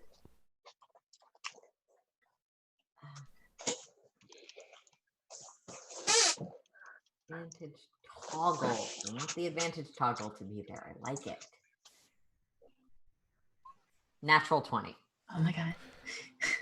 You're So good at diagnosing our little goblin. So this Yay. is what you're looking at is you're looking at a particular flow of necrotic and evocation magic, specifically the kinds of magics that are used in healing and revival. Mhm. And it sort of looks like it's integrated with Scuzz's ether, as you're because like when you're using detect magic, you can sort of see the layout of a person's ether and the various balances between. This is something that's sort of woven into the ether that is Scuzz, and you've read about this before, but you don't remember the details. You'd have to go to the Temple District, or the Weaveborn College to get proper firm grasp of what this is. But it's whatever it is, it's not a thing that at least in this lifetime somebody did to Scuzz. This is a part of Scuzz that is just sort of activating at this point in time. Carolina will sort of look Scuzz up and down. And Scuzz, you suddenly Well, don't feel there's- hungry anymore.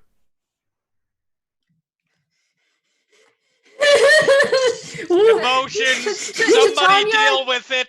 Yeah, Titania is going to like Gently hug shoving Scuzz the in and unhelpful try and- Ariel away. try and get out into fresh air, not Yeah, as much noise. You're all outside now, and that Yeah, mostly yeah. just the base is I'm what's gonna getting you now. see if we can escort Scuzz a little further away from the party. Yeah. Well, there's nothing wrong with you. That's the good news. The bad No. news is there's an inherent nature of death and resurrection to your being now, and that's probably permanent. Or maybe that's good news. I don't care. Sorry, what? What? What? There's conjuration and necromancy woven into Scuzz's ether. Usually fuck do you know? the kind of magic associated with resurrection, but it's inherent to who Scuzz is. It's just a dormant aspect that... Why do you keep looking at me like that today? You can see that Carolina's eyes are glowing, by the way, right now. Yeah. You're glowing. Damn it, again? Okay, oops. That explains why I could tell. I'm sorry. Oops. It's not something I control. I mean, I just thought I wanted to tell and then I could. It's not like Scuzz is the only person here with magic woven into their ether. But I'm Okay, fair point.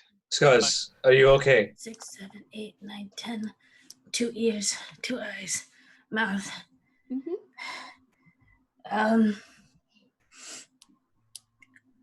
I want to go home. You all notice that Scuzz hasn't been breathing for the past little while either. Would Carolina necessarily think that's a concern given the things I also know? People need to breathe. He's been Undead don't. hyperventilating. Yeah, hyperventilating, but then there hasn't been any intake.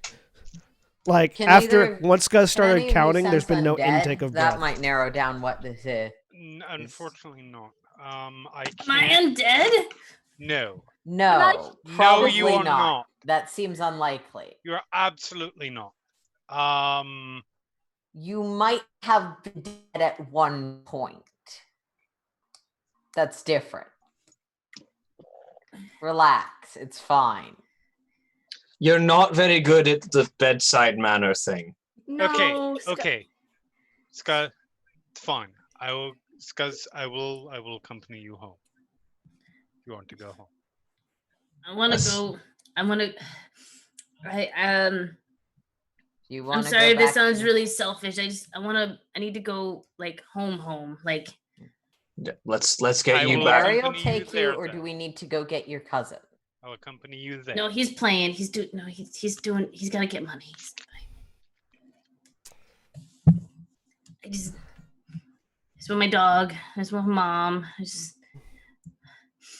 So Did I die? Did I die on the dance floor? No, definitely Good way not. to go. I turned to everybody else like, go do. I've got this covered. I'm sorry, by the way, everybody, that Nikki's characters always seem to have a panic attack. It's quite okay. Scuzz. And Violet just kind of gives Scuzz a hug. Oh, he latches onto you. He's like, I don't know what happened. Everything just kind of hit me all of a sudden, and it was weird. It wasn't like drinking, or it wasn't like taking anything. It's all right. I don't want to die. I don't. All good. You're not going to die. You're going to be fine. Deep breaths. I remember to breathe. Carolina will pull out a piece of paper and start writing something. Ariel's going to bring you back to your house so you can see your parents and you can see your dog. Okay. I'm sorry. It's all right. You didn't do anything wrong. You're going to be fine. Okay. You guys should still do your party. You should keep doing your Don't thing. worry. Don't worry about us. That's sorted. Take care of yourself. Okay. Okay. I'll pass Ariel 5 gold. 5 gold's enough for the cab fare, presumably. Yeah. For 2 people. 2 people would be it's 2 gold per person, so 4 people 4 gold. Okay. I'll pass Ariel 4 gold. Just I mean, if you pass Ariel 5 gold, Ariel's gonna take 5 gold. I feel like Carolina, given her intelligence, is actually smart enough to do Yeah. arithmetic. Fair I'm enough. not. Fair enough. For some reason, the silver and the gold ended up crossed in my brain. I was like, both. Yeah, Anyways. legit. All right. You go home, get some rest, be with family. Okay. I'll report to you guys in the morning. If you need anything, you've got a link pearl to get to us. If I don't, I died. I guess. You're not Yeah. going to die. You'll be fine. Link Pearl has a limited radius. That's There's also the mail service, Yeah. which is effective. Link- Be there. It's Link I think Pearl, ours is 100 feet, isn't it? 300 feet. 300 feet. Link Pearl's maximum connection range is 300 feet. Okay. Unless you have an advanced Link Pearl, which none of you have. All right. So, get some rest. Let us know if you need anything. Go on. We're going. So, the 2 of you get into an air cab, and it takes off. While they're in air, is there anything else Valdeth, Tanya, and Carolina are going to be doing?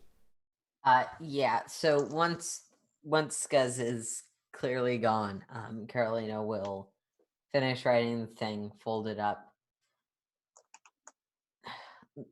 Lady Anya, Jarl Voldef, if either of you are able to address this to the appropriate branch of research, at what was the place that I thought would probably have the information? The Weaveborn Academy. At the Weaveborn Academy. I was going to be heading there tomorrow anyway, so that's just another thing to put onto the agenda. Carolina will hand you a piece of paper. If you open it up and read it, it's just a description, a pretty competent one probably, of symptoms, magical detection, aura connections. Mm-hmm. I'll run this by the Weeborn. It might be rare, but it's not unheard of. So, yeah. Well, are we going elsewhere, or? Yeah. Let's move to that somewhat quieter party, shall we? Of course, Lady Titania. Fun. I would prefer that we stayed together, but You are right next door. We have the link pearls. It's not right next door. It's of down the course, street. my lady. It's probably outside the 300-foot range. Okay. Well. But I'm not able to say that. No, It's within walking distance. Not that long. Tanya's partying it out at the loud place. Yep. So Valdeth and Carolina, you see Arabeth and Valkanis heading out, and link up and follow. Do you get any sort of like incidental chatter with them while you're walking? Probably idle conversation, yeah. Yeah. So you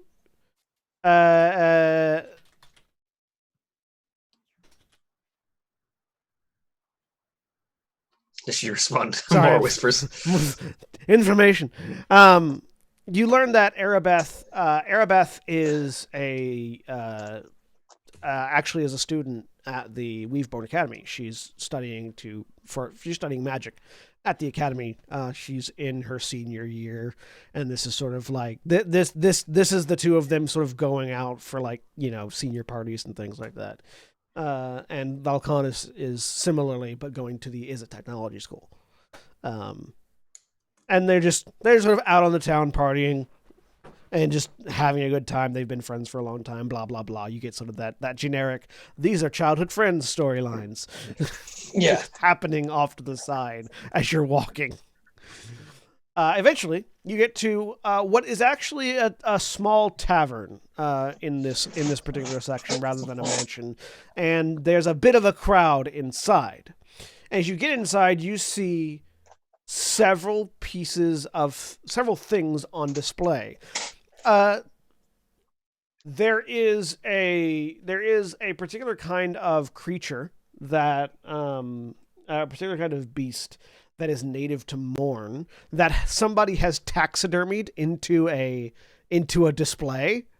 And next to it is just a whole bunch of like weapons and armor and things, and it's sort of get the feel of this particular party sort of has the feel of like an expeditionary report, like, and you know, some nobles really enjoy that thing. Some people really enjoy that thing, not just nobles. I really want to know if they're faking any of this, being a native of Morn. Give me a nature check. I'm not great at nature, but I'll use my inspiration Go ahead. to gain advantage on this. I just want to be able to call the the bullshit trophy hunters that buy a tusk off of something so they can say they killed it. Given where my education actually comes from, could I also make this nature roll or not? Sure. Yeah. Natural 20. We've had so many. 3 in a row. There's 9. Not that one. Yeah, no, that also tracks though. Hang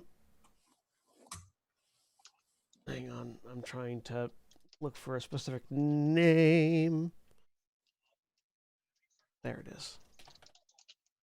So, with a natural 20, no, this is all legit. Like you Okay. are familiar with the stylings of all of these things. In particular, that they have apparently, so the one big thing that's on Morn that really isn't anywhere else is dinosaurs.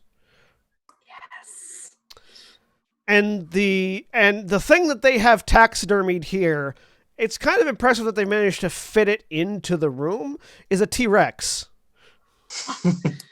Carolina, I wish it you was don't know what real. this thing is. It's just a large lizard thing with some feathering on it. But Valdeth, yeah, no, this is from the lowlands. This is a T-Rex from the lowlands of Morn. And the weaponry that they're sort of showing off, there's a couple of Everstone pieces that you're familiar with, but mostly it's mostly it seems to be gear and from the Fiend Hunters, who are an organization of warlocks, paladins, and clerics that exist on Morn that specifically target and destroy demons and fiends in general. And the warlocks are universally fiend patron warlocks, but they don't actually strike bargains. They kill fiends and siphon off their power. So they don't have a patron kind of thing. And it looks like one of the adventurers that you're seeing looks to be a fiend hunter. They have a very particular outfit, this sort of black and red tinged leather that, you know, people often comment and say it looks like fiend hide. They never really tell you, the fiend hunters never really tell you where the leather comes from. But it's this sort of black tinged red outfit, a gas mask, a tricorn hat, and a spear of some kind as the typical fiend hunter outfit. And so it's sort of standing there. The fiend Good hunter, welcome to Yarnum. The fiend hunter is standing off to one side, while another looks kind of like a fighter or something is sort of extravagantly like waving arms and telling this big fish tale about how they killed a T-Rex in the middle of the plains and fought demons and things on the land of Morn. And it's a lot of the people that are there are rapt with attention, and there's a large top hat on a table where people have been putting donations and money. It's the kind of thing that the folks, the Jarl of, one of the Jarls of House Wolfsfang tends to constantly brag about going out to hunt. You say to Carolina. Yeah. Carolina will sort of nod. Interestingly, you recall that the thing that King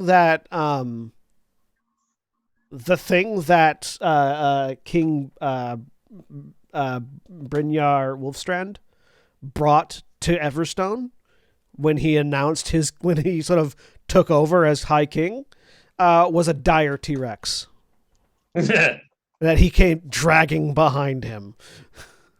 Got everyone's attention, yeah. Oh yeah, this is just a regular T-Rex. Dire T-Rex are twice the size. Yeah. Size of a skyscraper.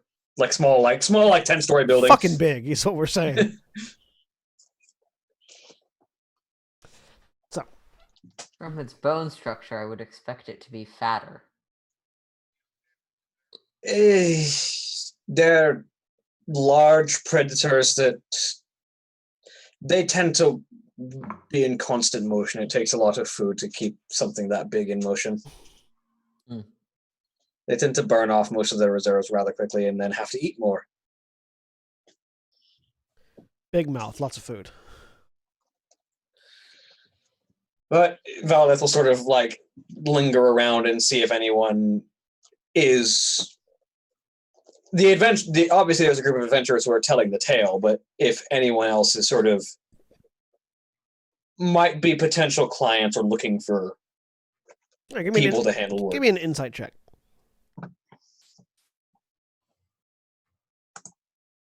Natural 20. Hogging all the nat 20s. Rolls. There's other sides on the die, you know that, right?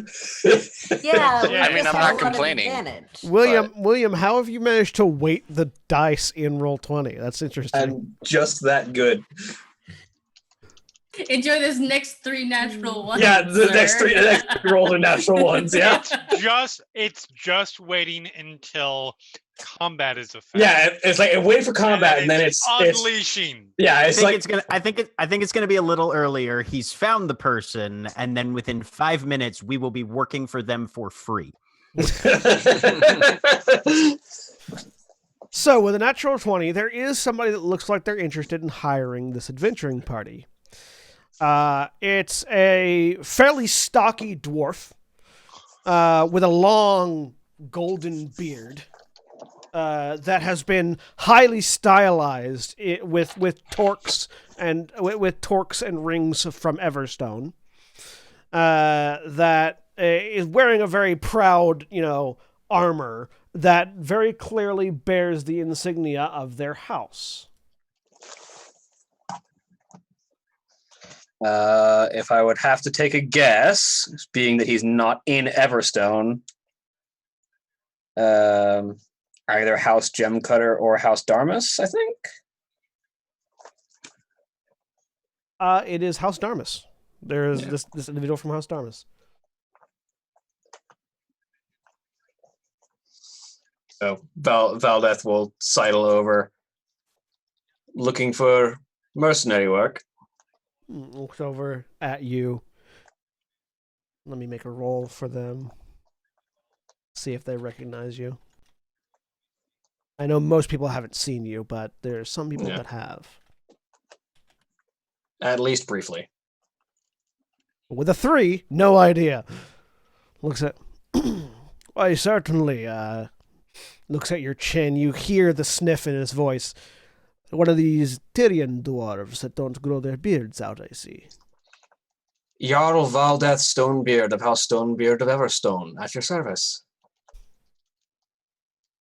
There is a mixed reaction on his face. There is, oh, I see. And then also, wait. As putting connection Jarl Stonebeard, and then no beard. Yeah. Which it's for among Everstone dwarves, it's eccentric but not unheard of. Yeah. Make me an insight roll. 15. Well, pardon me, Jarl Stonebeard. Names. Why do I always suck at coming up with names on the top of my head? Everybody does. All DMs do. Don't feel Because bad. the pressure in the moment. Yeah. Jedabal Darmus, at your service.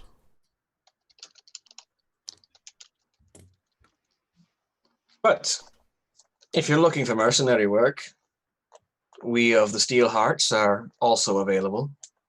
Well, we certainly are. Wouldn't turn away the idea of working with a venerable member of House Stonebeard. Though the work I'm looking to have commissioned does require traveling back to Morn. We're looking to guard a shipment on one of our wave breakers. Could perchance guard something heading back home. Enjoy the trip. Head back out. Well, we'll be heading out from the port in a few days, taking a wavebreaker back to Morn, and then would require guards as we leave from wavebreaker lands back to Everstone. Because as you know, Everstone doesn't have a real port. Yeah. Sort of whispered into the link pearl. How long would that take?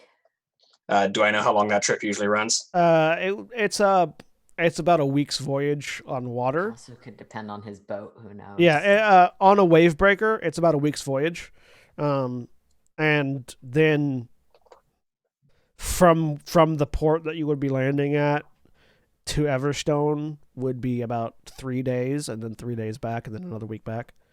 Mm-hmm. So we'd be a little late for meeting back up. Yeah, it'd be 2.5. It'd be almost 3 weeks total. Yeah. We could arrange that. Do I know if I might be able to pull a favor with which house? House Rune Warden to get a portal back to Terra? Everstone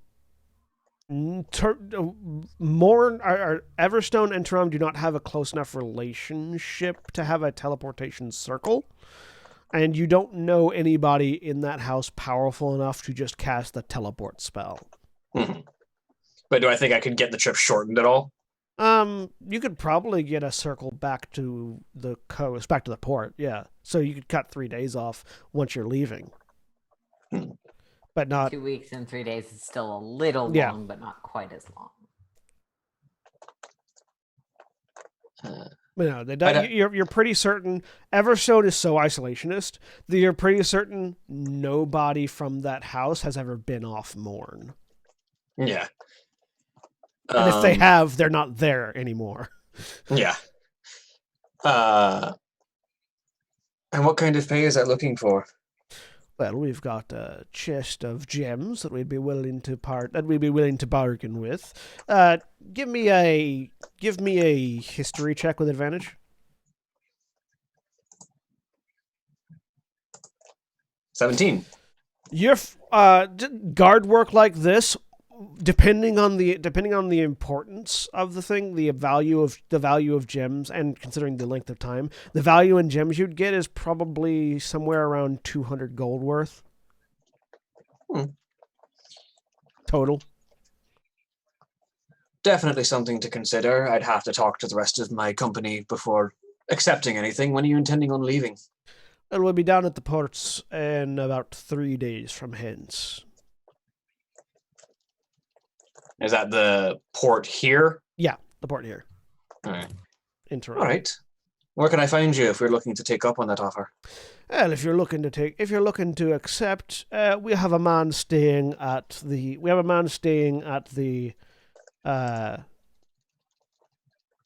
Miner's Respite, which is the Miner's Respite is a tavern/inn that exists just outside. There's a version of it outside of each mine entrance, because it's sort of a franchise for the miners. Yeah. That's by miners for miners, so it's run by the mining guild. Tavern. Yeah, it's run by the mining guild, so it's at the entrance to each. It's at each the upper level mines, the mid level, and the low levels. We've got a man staying at the mid level Miners Respite. And over in Mercatus. All right. You imagine that that Darmus himself is probably staying in the mines. He's probably broken a deal with the Miners Guild just to let him stay somewhere with a cave over his head. Mm-hmm. All right. Well, I'll have a conversation with the rest of the Steelhearts, and perhaps we'll take you up on that. I'll keep a note out for our man at the bar. I'll let him know also if somebody else has accepted the job prior. Mm-hmm. All right. Well, it's good speaking with someone from back home. It's a pleasure, Jarl Stonebeard. Did he have a title or just a name? Just a name. This is an untitled member of the house. Yeah. Probably a merchant. Definitely a merchant. Yeah. Pleasure meeting you as well, Gitterbold. He pats his beard and bows. The same chest pat and bow. And then make his way back out.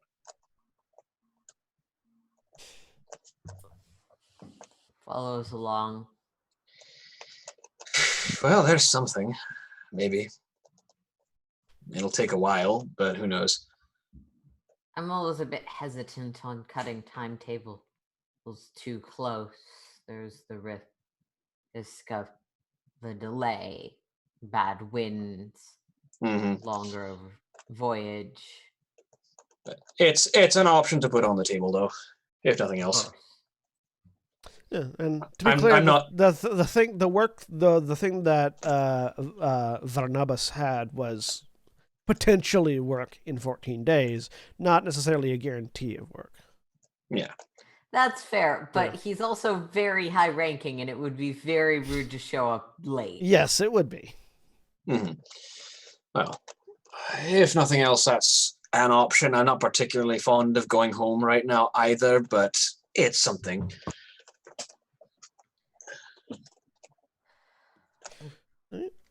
Meanwhile, I understand this is not Lady Titania's preference, but quite honestly, a more formal affair, even if not a particularly fancy one, would be more likely to yield results.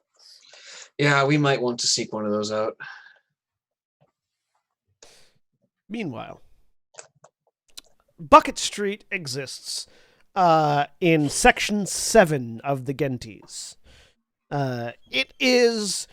Well, it's called Bucket Street because it's sort of a back alley that a tavern sort of dumps their waste into. And so a lot of buckets end up scattered across the ground. It's not just that, though. It is a very long street. And there's more to it than that, but the tavern is right on the corner, and so the buckets are the first thing you see, and so everyone calls it Bucket Street. That's not actually its name. It doesn't actually have a name. That's just the colloquialism. And the one to which many of the residents, particularly the goblinoid residents of it, have adopted. Ariel,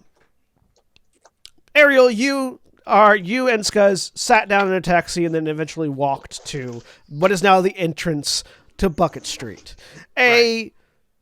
Not the worst side street you've ever seen or been down, but it's in the top 10.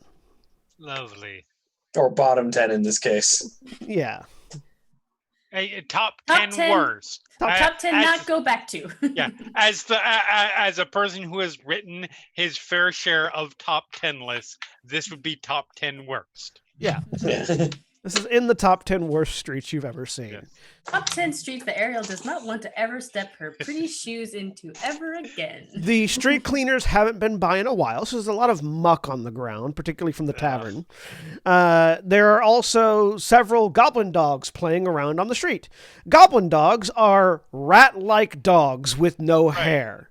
Right. And they are very hypoallergenic. Because they don't have any dander. Legit. And they also have a massive amount of allergies and are almost always covered in scabs at some places, but that's a separate issue.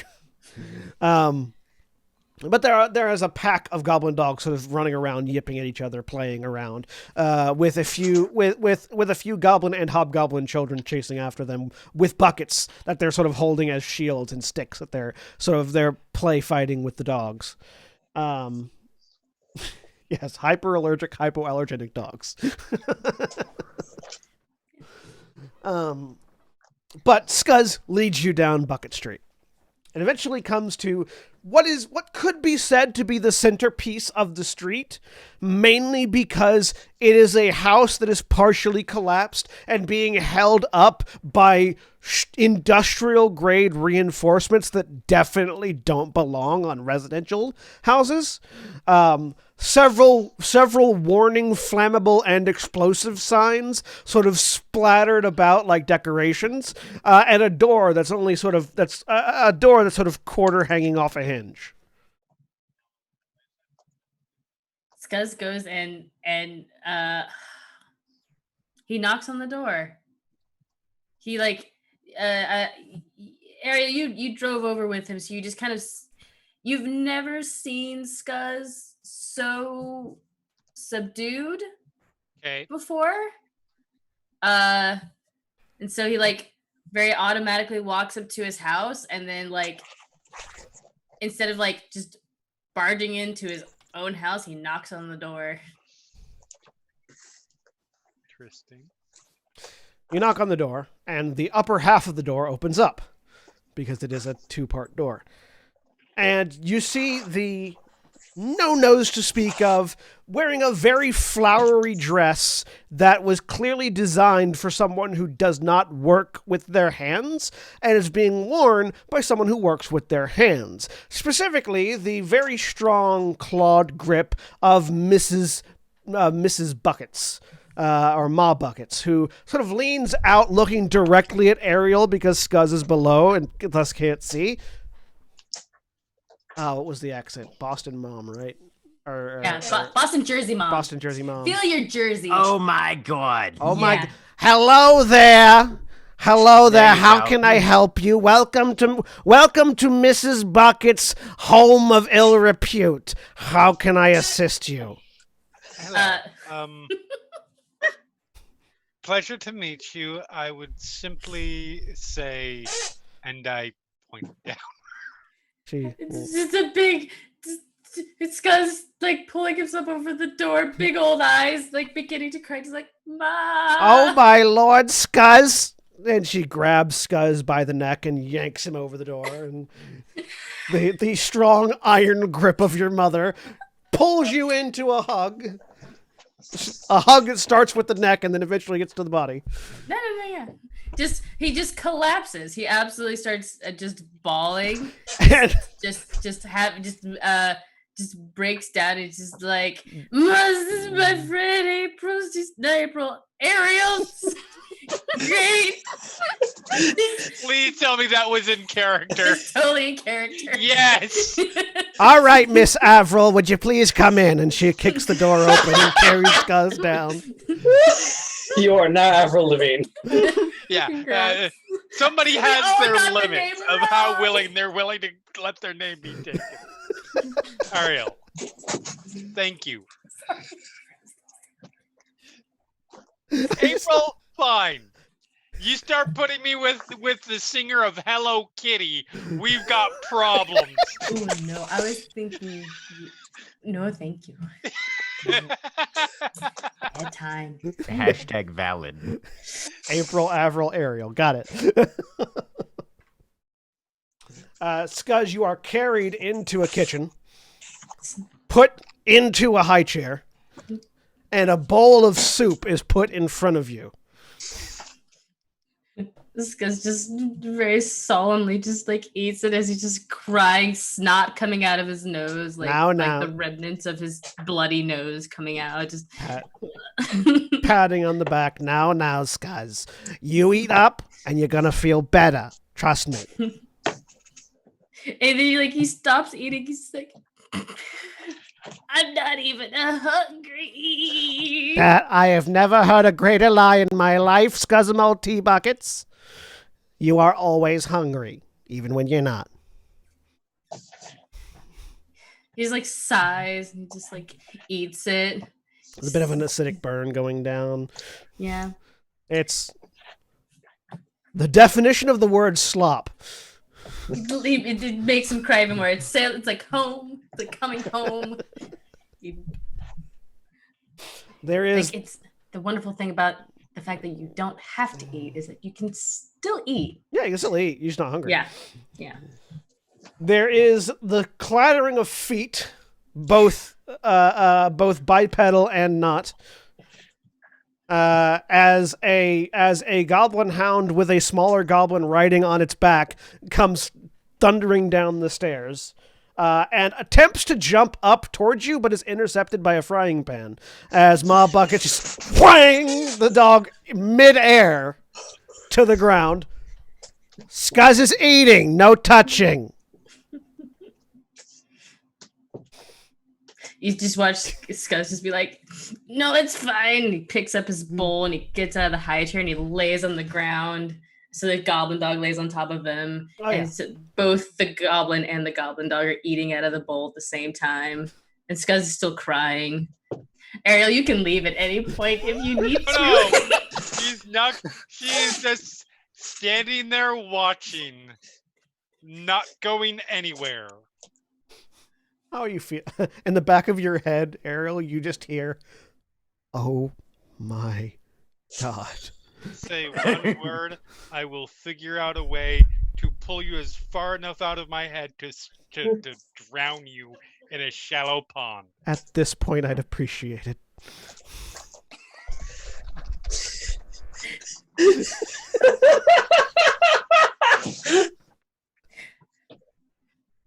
Now, your dad is up at the lab currently working on a new Is-It device, so it's just Ma and Skirt here tonight. But the family will be back tomorrow, and we can have a big family get-together, Scuzz. Would that make you feel better? Yeah. Okay. Did you know your cousin Ska was up doing a band thing tonight? I saw him. I hugged him.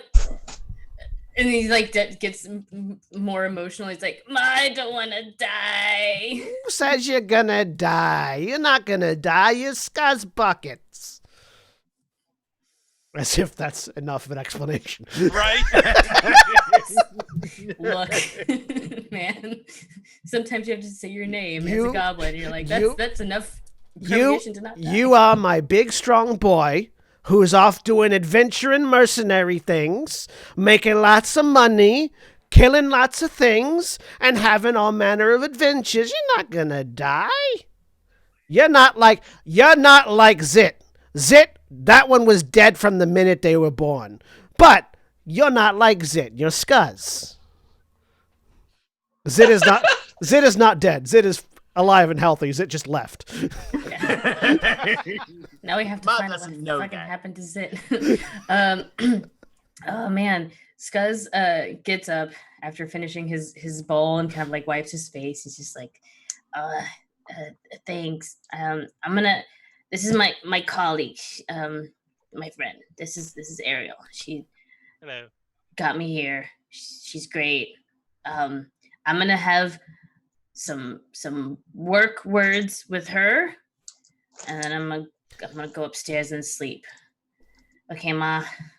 Also, here's your spoon back. He hands her back the spoon. Oh, thank you. Did it work out well? I broke it.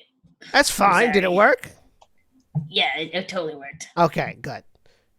She uses the spoon to kick out a chair. Ariel, please have a seat. I'll make you some food too. It's quite all right. I do. She disappears into the kitchen. It doesn't matter at all, does it? That's wonderful. You hear a flamethrower going off. Flamethrowers are not precision weapons. Scuzz No, but looks they at cook you like a son of a bitch. Yes, they do. Scuzz looks at you, Ariel, and still snotty and covered in tears. Right. He says, I don't think my mom will understand what's going on, and I really don't want to worry her. That's entirely fair. But I think something is wrong, or something is some death-y thing is happening to me, and it's very scary. And How do you mean? I don't know. I don't know. I don't know what those visions were. I don't know if that was just a dream. But then Carolina said I had necromancy stuff going on. At that point, you hear the sound of something dying in the kitchen. You're not sure what.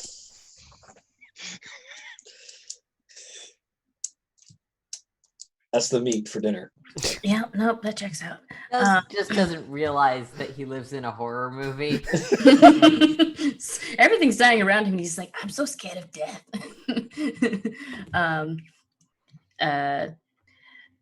But my mom, I don't want to worry her. So if this can just stay between us until Of we course. figure out what's wrong with me. Can I ask, have you ever been raised from the dead? No. That you know of? No. No, is it medical? The Izek medical team is really good at getting you before you die. Yeah. I mean, I've been knocked unconscious before, but like Right, there was but like that's a not bright that's not light. dead. Yes. But also, like, how do you know? Well, I mean, sometimes somebody tell you after the, because usually it's not like you die and some random person walks by and says, oh, there's a dead thing on the ground, I think I'll bring it back to the dead, and then walk off. Like, somebody will tell you, or you might have memories of the time that you were gone. Sometimes you might have a stipulation in a contract that stipulates, should you die, you be raised from the dead. And then once you are, you have a really fucking annoying voice in the back of your head that it tries to tell you to do things, and you're able to do different things than I've never tried to tell you to do things. I just told Shut you when the things fuck are up, wrong. Esme.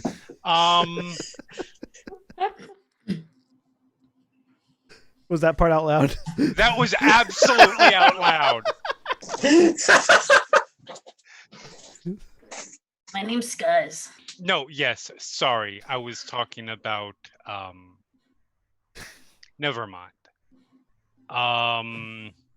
But if you don't remember, there is nothing, whatever you've seen or whatever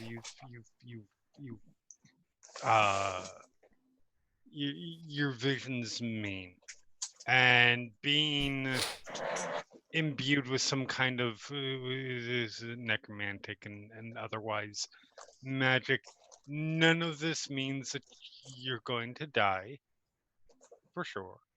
We don't know what it means yet.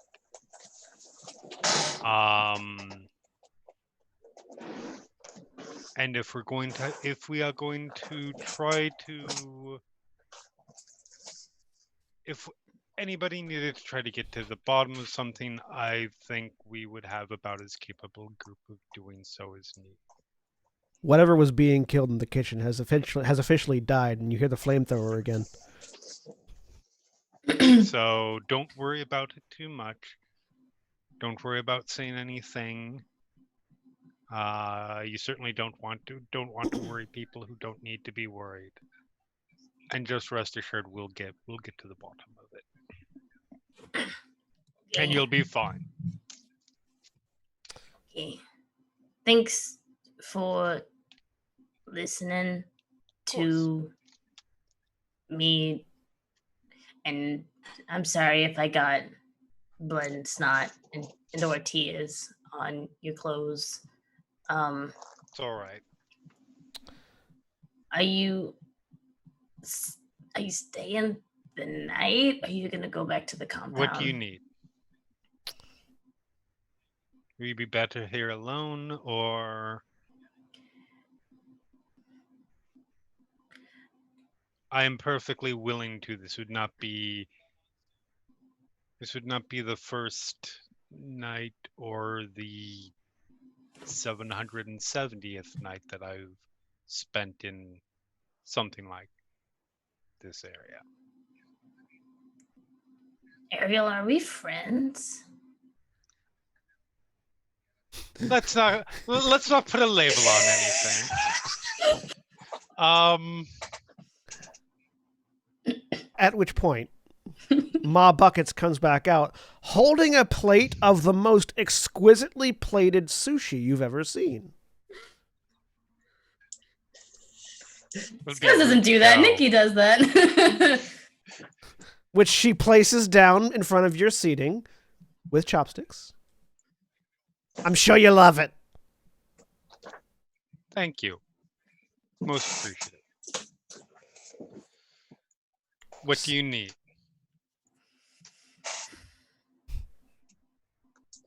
I need to know why I know names of people that I know them, but I've never met them before.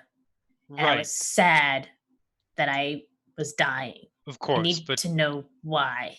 what do you need right now tonight? Do you need to be here by yourself, or do you need somebody here? I'm gonna tell you completely honestly. I'm gonna go find the pile of goblin dogs and try and put myself beneath them and feel the weight of their love and affection on me to kind of put me back together. Right, I'm gonna So- go.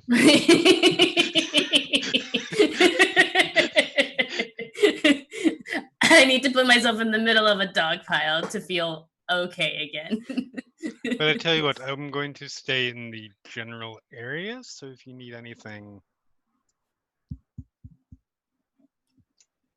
Okay. Thanks for listening. of course. Person that I work with that is also No labels. Whatever. Nebulous. Do you eat the sushi? Sure, of course. It's I would fucking- be rude not to. It's fucking delicious. Yeah, of course. Scuzz's mom is apparently an expert cook. Nice. Just uses a flamethrower. Yeah. Which, Just- you know, I mean, just a giant. Would not be the first person to cook with a flamethrower. Flamethrower for perhaps the detail first work. person to make sushi with a flamethrower. You don't know what the Considering- flamethrower was for. Okay, that's fair. You just heard a flamethrower going off. Neither one of you looked at the kitchen. Yeah. That is absolutely fair. That's not the weirdest thing that's happened in the Buckets household, and it won't be yeah. It won't It's be for, the it's weird. for, it's it for won't be the- disinfecting the knives. It won't be the weirdest thing to happen in the next 5 minutes. I'm gonna go to bed now. You gonna go sleep in the dog pile, Skaz? I'm gonna go sleep in the dog pile. Okay, you have a good night, sweetie. Thanks, Ma. And he clambers up her and gives her a kiss on the cheek and walks to the I imagine it literally looks like a giant yard where there's just a literal ton of goblin dogs and Oh, yeah. they're all This asleep is- in a pile and Scuzz just scoots his way into it. Just The backyard of the Buckets household is where all the goblin dogs stay. So it's just there's just a couple dozen goblin dogs back there. yeah, just makes his way in. The dogs don't. They make room, and just you see little goblin feet sticking out. Skuz dives headfirst into the goblin dogs. Pretty much. All right. Titania, Yes. you're hanging out at I- a party. Yeah. Uh-huh. What you I had doing? be- I am intending to get something of whatever everyone else is having because Make me a That was- Constitution saving throw. all right. Yeah. Here we go. Oh, I don't know why. Oh, I rolled it on the wrong thing. 15. Do you want me to roll it on roll 20? That's or fine. It doesn't. Okay. 15. 15 Uh, then. so there is. So people are there. There's a particular tray that some people are going to, where there's like a serving of drinks and then a pile of powder. Yep. And people are sticking their finger into the powder, rubbing it on their gums, then taking a shot. Yep. I follow suit. You follow suit. Man, this music is really good. Yeah. After a few minutes, you can like understand the words. And like they're singing about things that are really emotionally impactful to you specifically. Okay. What kind of emotional impact? All Is this all the emotion. Okay, all of them. Titania, this band gets you. This band gets okay. you on a level that no one else gets you. Yep. I head into the middle of the mosh pit then, and yep. Yo, just moshing it the fuck out, and Yep. everyone else is too. How many people die of spores? No, I have to specifically activate them. It's not an aura. You wake up 6 hours later with no memory of what you've been doing. Okay, do I remember the stuff that happened before, or is that gone? You remember the stuff that happened before, but Okay. you are in a back alley with your clothes sort of torn in several places, and your hair is kind of a mess.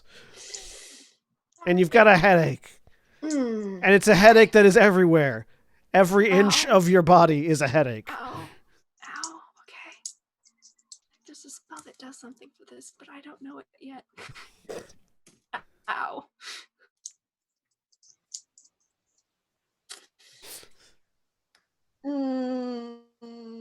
You're also on top of at least 3 other people.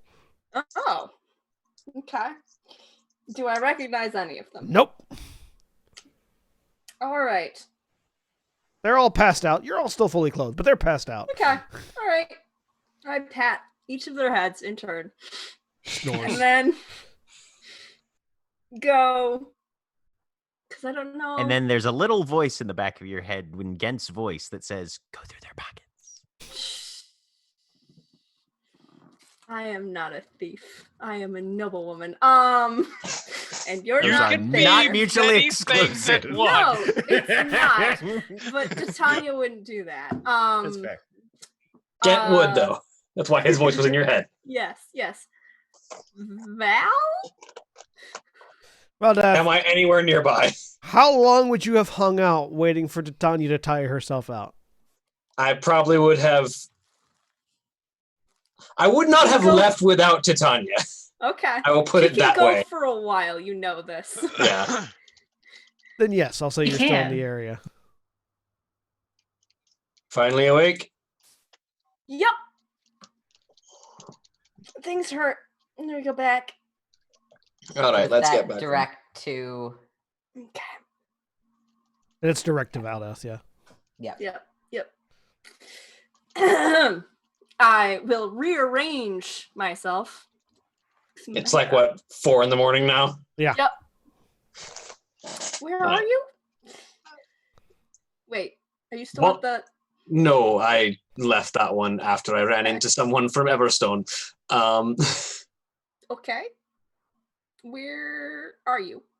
I'm mostly just been wandering, finding the higher class balls for the past few hours and talking to people, seeing Okay, about can any you talk potential work. quieter though, because that's really loud.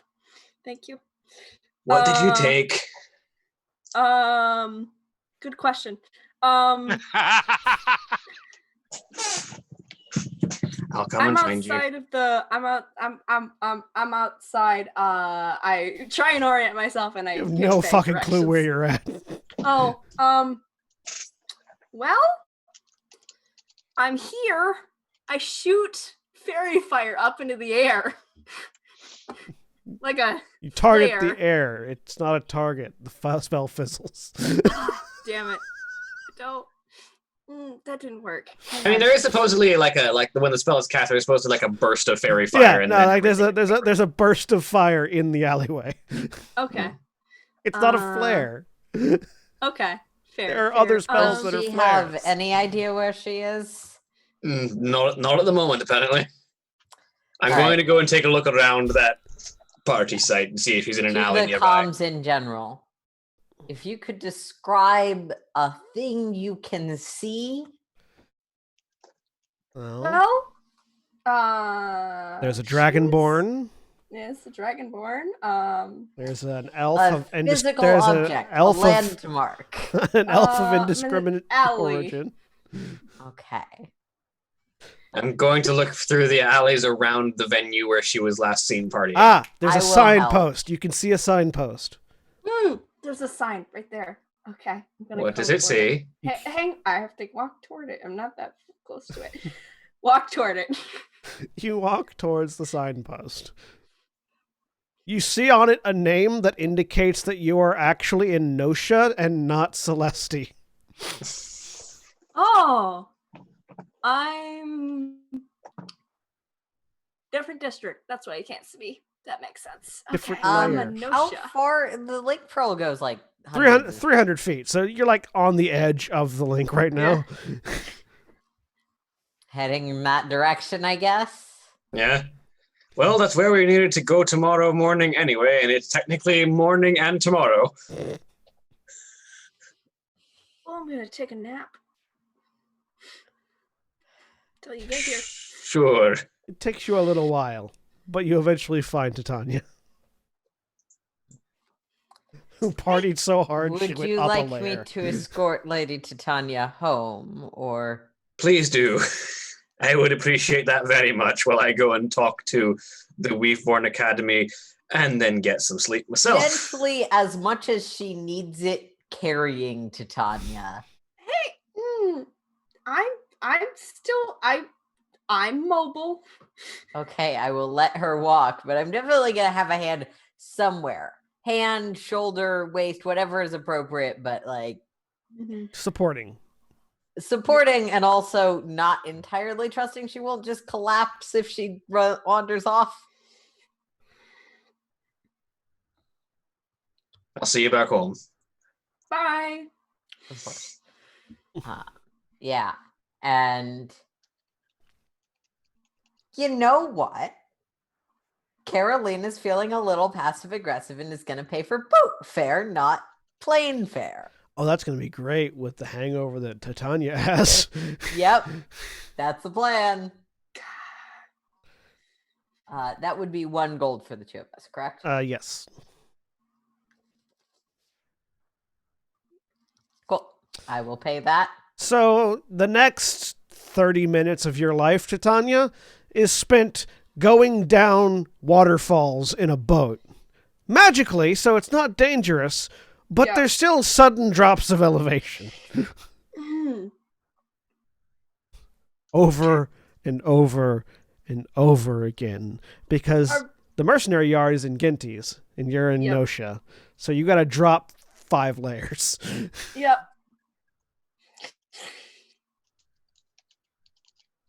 Why didn't we take the spinny thing? You really wanted to be in the air.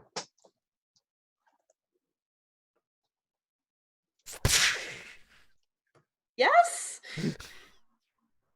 No, this is fine. Never mind. Indeed. Meanwhile, Valdez. Valdez gets Kind to of find the enjoying Weaveborn Academy. So you go to the Weaveborn district, which is the only district in Taram that is walled off. It's not like completely walled. Like there are gates and they're open, but it's the only one that all the other districts they're separated by streets basically. Like not by when actual walls. Yeah, when you cross a street, you know based on the signage that you're in a different district or a different section of the layer. Like the only major walls are the walls that separate whole districts. Correct. The only major walls are the ones that separate layers, and that's because they go up. Yeah.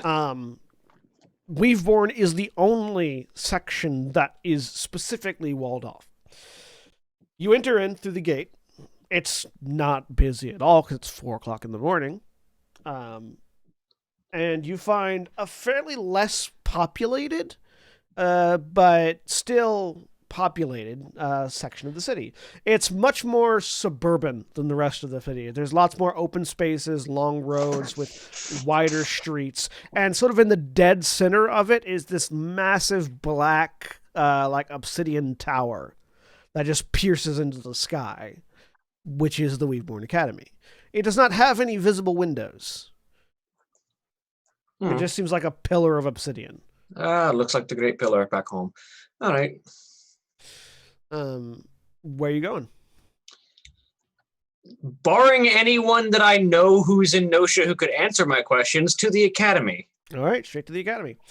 You walk up to this obsidian pillar, and you see a series of steps that go up to a flat surface that is like marked out like a door, but it's a wall. I knock on the door wall. You knock on the door wall, and nothing seems to happen. Fucking wizards needing magical passwords to get into their own goddamn school. You sort of turn around in a huff and realize you're in a lobby. Fucking wizards. Sorcerers, to be clear, says a voice from a desk nearby. Incredibly overwrought magic. Sorry. You see an elf, a pale skin, probably not a wood elf. The other ones, the sun, moon elf. What are the ones that aren't wood High elves? elf? High elves. Thank you. Those are words. A high elf, sort of sitting at a desk, going over some paperwork. And what brings you to the Weaveborn Academy this evening? I have a pair of arcane conundrums that seem to be afflicting myself and my companions that probably need some looking into. Do you have a description written down, something we can take a look at? Or I have a report from my major domo on the first one, and I do have a description of the second one afflicting our second party member. And I will run down both details. She pulls out a notebook, squishes down, looks at the one that you describe as opposed to the handwritten note. Well, that's interesting. Master Weaveborn is going to want to know about that. He already does. You hear a more masculine voice from off to one side of her, and you sort of look and you see this very dark-skinned, like sort of very tanned olive skin, that sort of dark brown with greenish tan skin individual. Looks like a half elf, maybe a full elf. The ears are hard to tell. Black hair tied back in sort of a similar to the dreadlock ponytail that Nautilus had, but it's like a smaller ponytail over a curtain of hair that falls down to sort of his shoulders. The Rivian updo. Yeah, but with dreads instead of straight hair. Yeah. Dark brown, brownish green skin, purple eyes, and this sort of golden glowing tattoo that just sort of starts up near the eye and goes down into a very ornate and asymmetrical looking purple outfit that has sort of the arms revealed, and you can see that tattoo continues down his right arm as he's just sort of leaning on the desk over her shoulder looking down at the paperwork. She jumps because he just suddenly appeared. Catches her breath. Yes, Master Elnor, this is... And she sort of looks at you and indicates because she realized she didn't get your name. Yar Valdez Stonebeard of Everstone, fiancé of Lady Titania Valkorian. Oh, nice to meet you, he says as he looks down at the paperwork. So, you guys have been experiencing a phenomenon we've been studying, he says, sort of looking up and down at this. And our goblin's got something else going on. Looks over at the other note, scratches his beard. Oh no, your goblin's just been revived too many times. Goes back to looking at the thing. Sorry, what? Oh, it's You're muted, Nikki. I know.